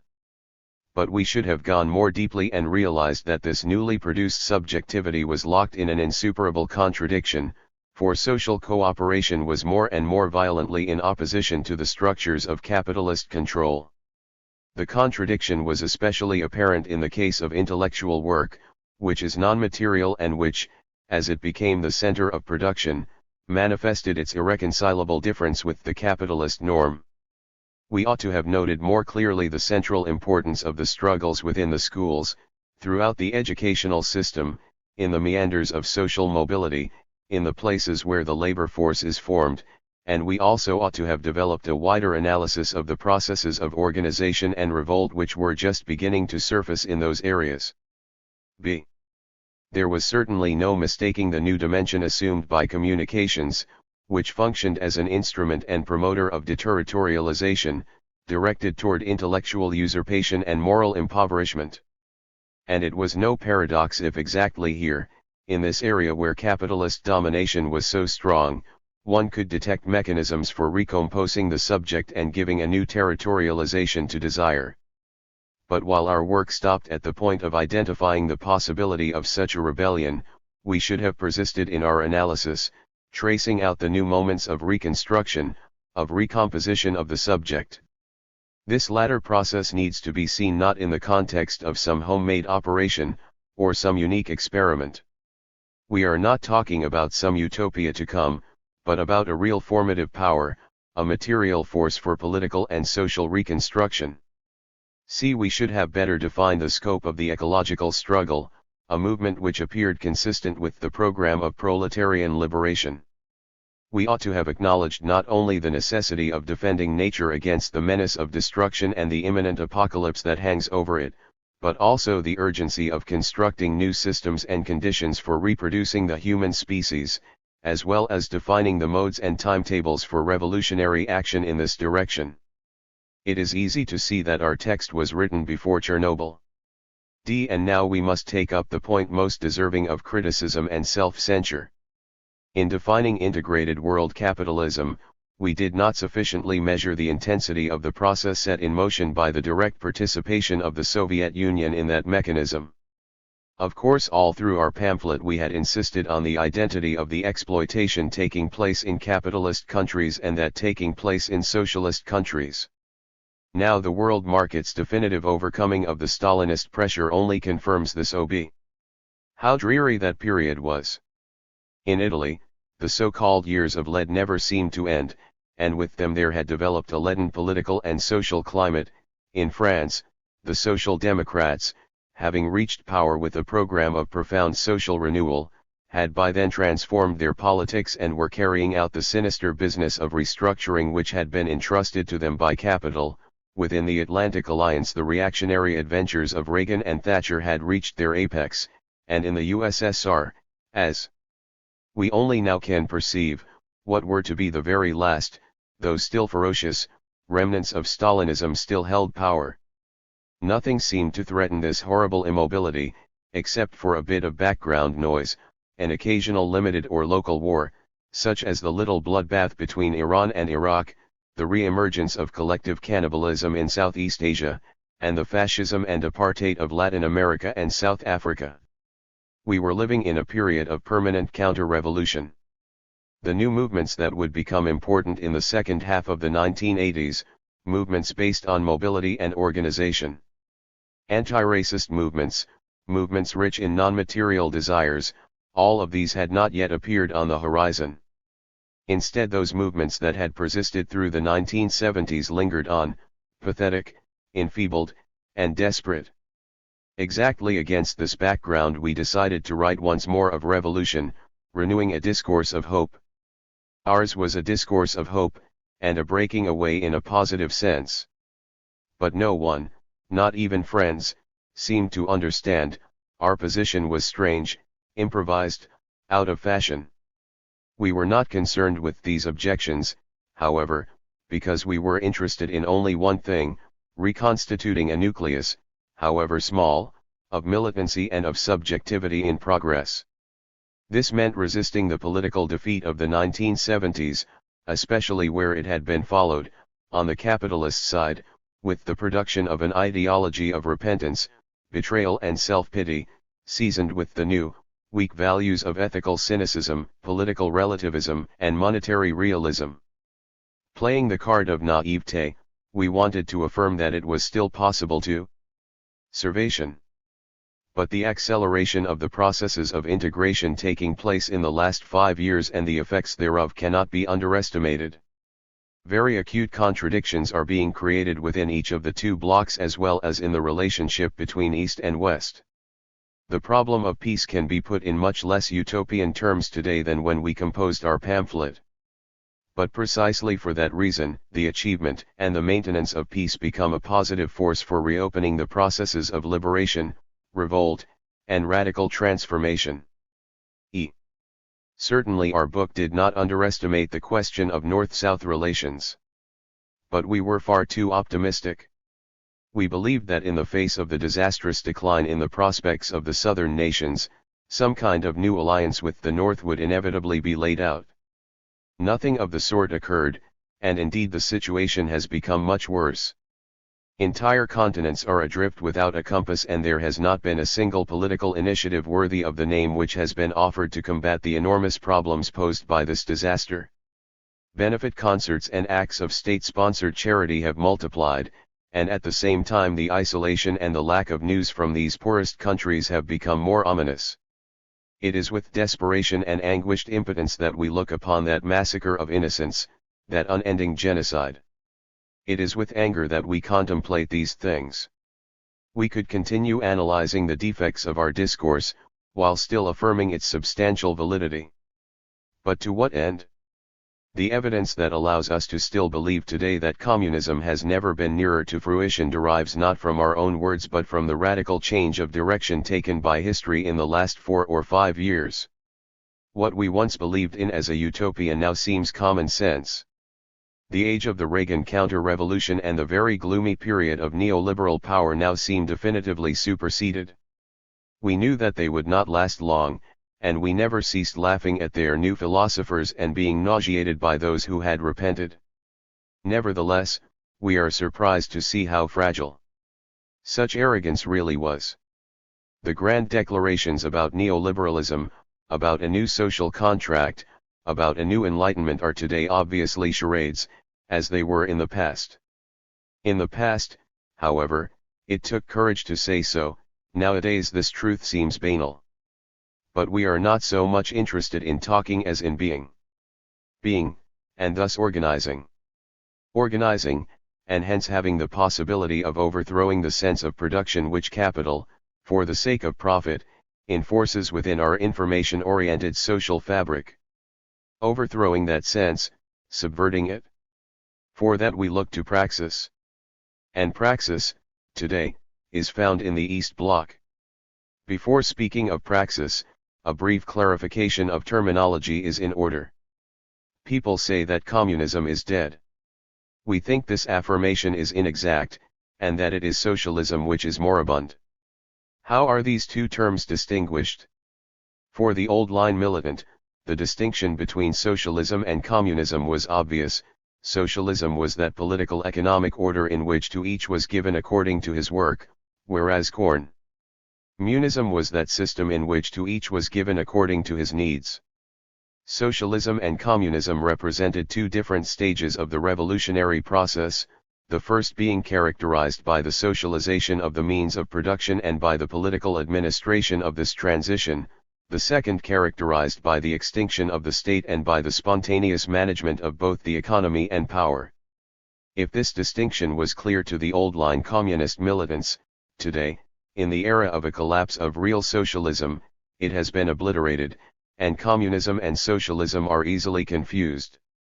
They are confused via a hostile, wholesale reduction performed by the adversaries of socialism, who have undertaken a brutal liquidation of all things socialist that were created in the world after 1917, whether in Eastern Europe or in the Third World.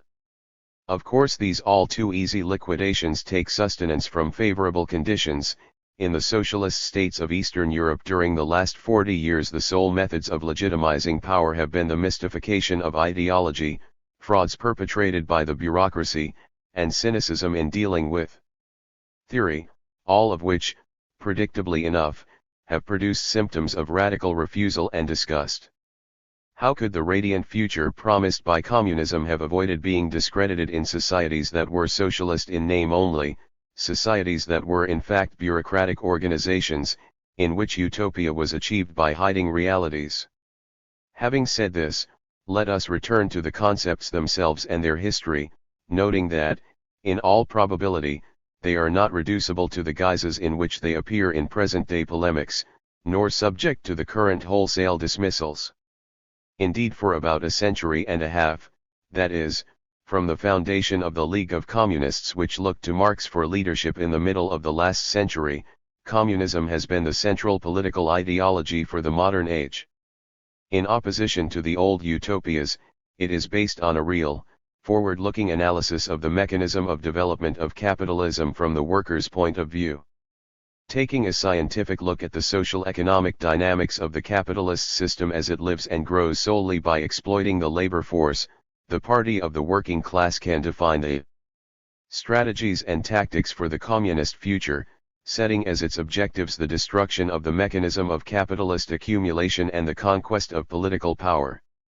Marx brings us up to this point, offering a formidable scientific apparatus for dealing with this project. The subsequent transfer of Marx's theoretical analysis to the problem of revolutionary mobilization within the new context of European capitalism at the beginning of a century marked by radical instability in the various political and social systems, is the task which Lenin takes up and which leads him to formulate the organizational principles of a new kind of party, the Bolshevik Communist Party.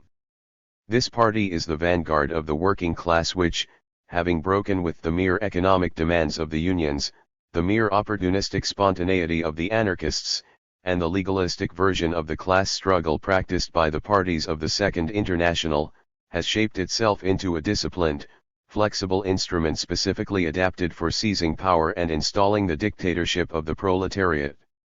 The objective of this dictatorship is the institution of socialism, or the nationalization of the means of production and a centralization of planning. But all of this was supposed to take place within a radical process of democratic participation, within a transitional period that would create conditions of economic growth for everyone and at the same time would dissolve the central power of the state and the law, bestowing both wealth and freedom on the citizens. What an illusion, and what disappointments! The Leninist conceptions of the party and the revolutionary transition were contested within the left wing of the workers' movement by Rosa Luxemburg, both at the time of the 1905 uprising and after the 1917 revolution. For her, organization meant the permanent refusal, exactly in the workplace, of any mediation of workers' self-expression or the class struggle through the agency of the unions or the reformist party. Her idea of organization coincided with the rising levels of worker spontaneity and with the specific political institutions generated by such spontaneity, including the Soviets in Russia in 1905 and 1917, and the workers' councils in Germany in 1918 to 1919.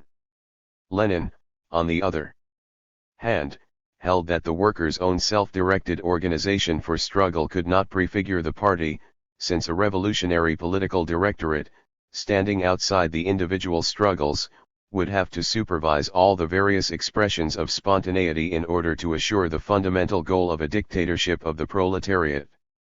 Is it this contradiction between Luxemburg and Lenin, between an idea of communism as a democracy constituted by masses in struggle, or, on the other hand, as a dictatorship of the proletariat, that gives rise to the crisis in the management of socialist power once the insurrection has been victorious and power has been seized? Many communists, and there are still many of them in the world, think so, and it is very probable that as the subversive movement revives in the coming decades, for it is evident that it will revive, it will have to reconsider these issues. But other problems can also become central in the discussions motivated by the present crisis of communism and the collapse of real socialism. In particular, it is interesting to follow developments in Russia in the wake of the dilemma that surfaced after Lenin's death. At that point the Soviet political debate centered on the two alternatives of a permanent revolution, or, on the other hand, socialism in a single country. These alternatives were discussed in terms of their relationship to Leninism and to the October Revolution. Leon Trotsky, an ardent defender of the first thesis as a means of inoculating the revolution against the bureaucratization of the state and the party, was defeated by those who, embracing the second alternative, believed that the unequal development of capitalist countries and the exceptional nature of a proletarian victory at the weak link in the imperialist chain had rendered the construction of socialism in a single country an obligatory course of action. Among the advocates of the second thesis, Stalin soon emerged as the merciless executor of an extreme centralization of the party and an enormous concentration of power in the administrative repressive apparatus. Thus the distance between Marx's theory of a class struggle against the capitalist system and the actual practice in the construction of socialism widened vertiginously. Paradoxically, communism, defined by Marx as the real movement which abolishes the present state of affairs, became the productive activity which created at whatever cost the material basis of an industrial society that was locked in a competition with the rhythm of its own development and with that of the capitalist countries. Socialism did not commit itself to overcoming the capitalist system and the system of wage labor, but instead became a social economic alternative of capitalism. Can we thus claim that the present crisis of real socialism amounts to nothing more than the crisis in the socialist management of capital? That the present situation has nothing to do with any ultimate crisis of communism? We can indeed make such claims if, having accepted the lessons of a century and a half of history, we reassert with the greatest possible emphasis the distinction between socialism and communism. For the first is nothing more than one of the forms in which capital can be organized and administered, and that is why most of the advanced capitalist countries today have economic systems in which the socialist component is extremely strong. But communism is the form in which society can be organized after the destruction of both the capitalist system, that is, after the destruction of the class system and the system of exploitation, when the organizing role of the state, as opposed to that of society, has been cancelled. We must further insist that it is absolutely untrue that socialism is a phase of, or an instrument of transition toward, communism. Historically speaking, the exact contrary has been true, for the most ferocious forms of political and economic oppression have occurred within real socialism, whose so-called new socialist man was nothing other than a perfected form of the beast of burden. As Marx teaches us, communism is born directly from class antagonism, from the refusal of both work and the organization of work, whether in the bourgeois form or the socialist form.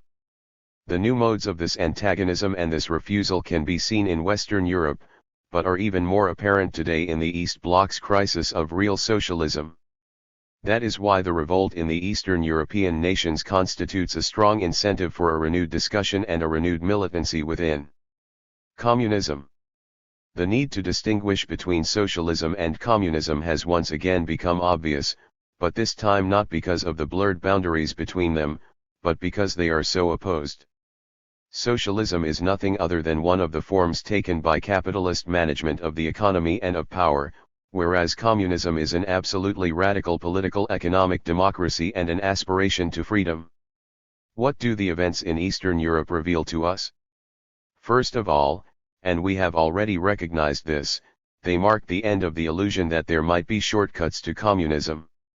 Whatever might have been the beliefs of our predecessors, whether workers by profession or intellectuals in the vanguard, we must acknowledge that there can be no progress, no transition from capitalism to communism via socialism.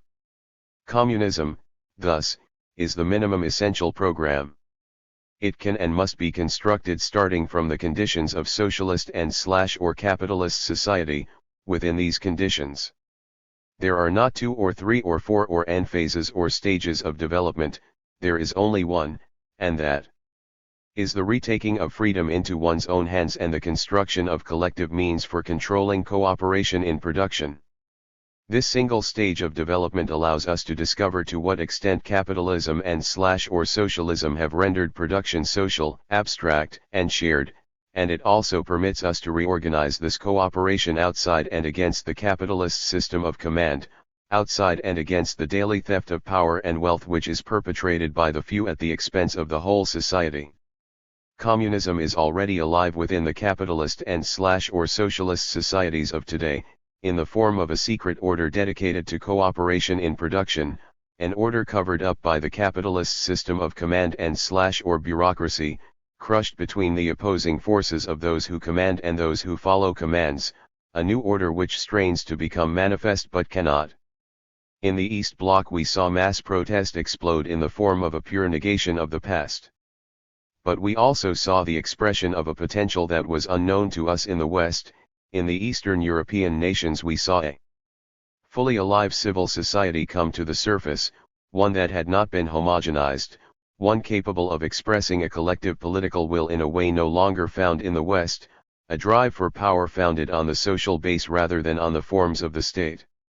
I am certain that in the West as well all of this will take place, and quite soon, for what has happened in the East was not born from the special experience of those countries. What took place in the East is the beginning of a revolt against a capitalism which had reached the apex of its tyranny. There are always those imbeciles who identify capitalist development with the number of computers sold. Of course, in that case one would have to believe that there was no capitalism in the East and that its revolution will quickly be calmed by selling computers. And there are those who will attempt this strategy. But that is not really how things stand.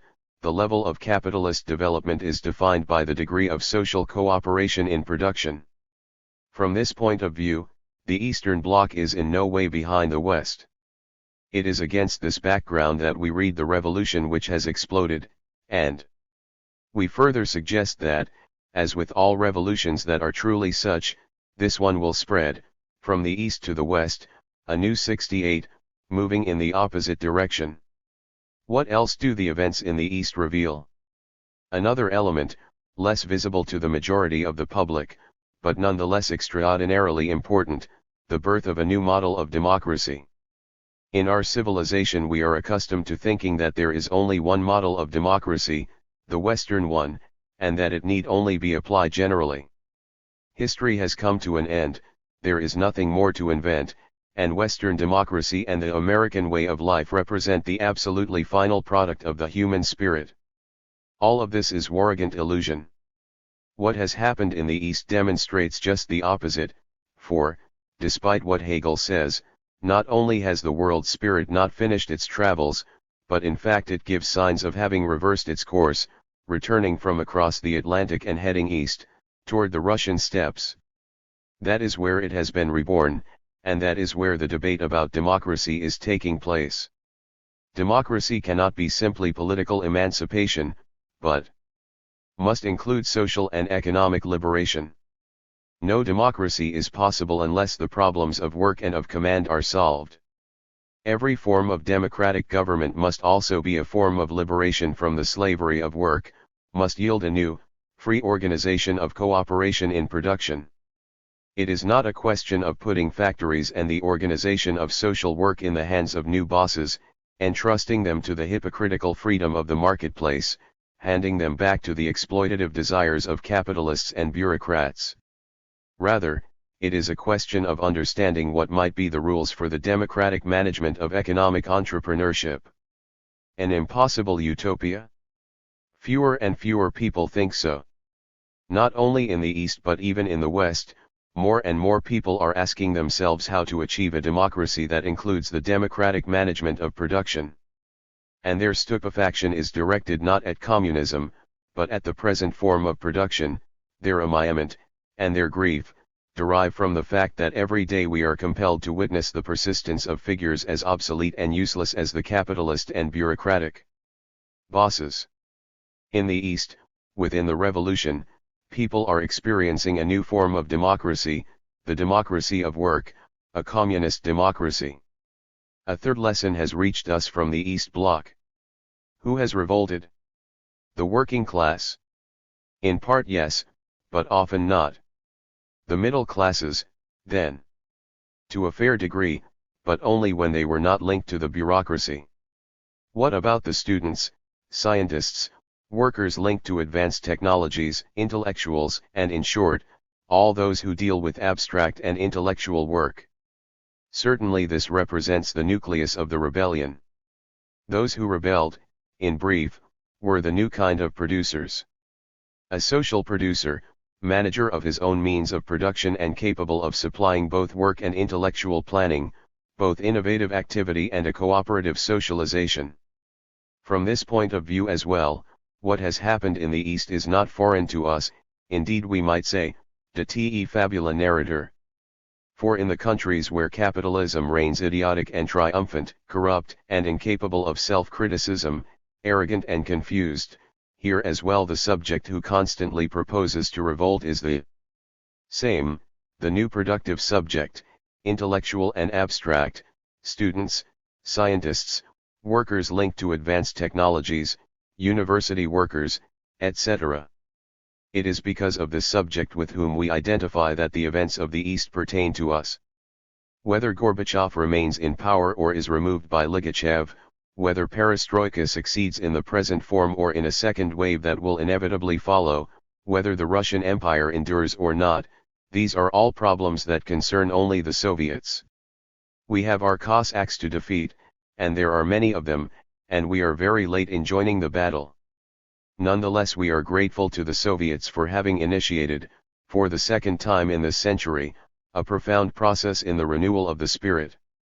It is a process that we believe to be irreversible, not only in Russia, but also in the life of humankind. Tony. Negri. Pans. Christmas 1989. Translated by Jared Becker.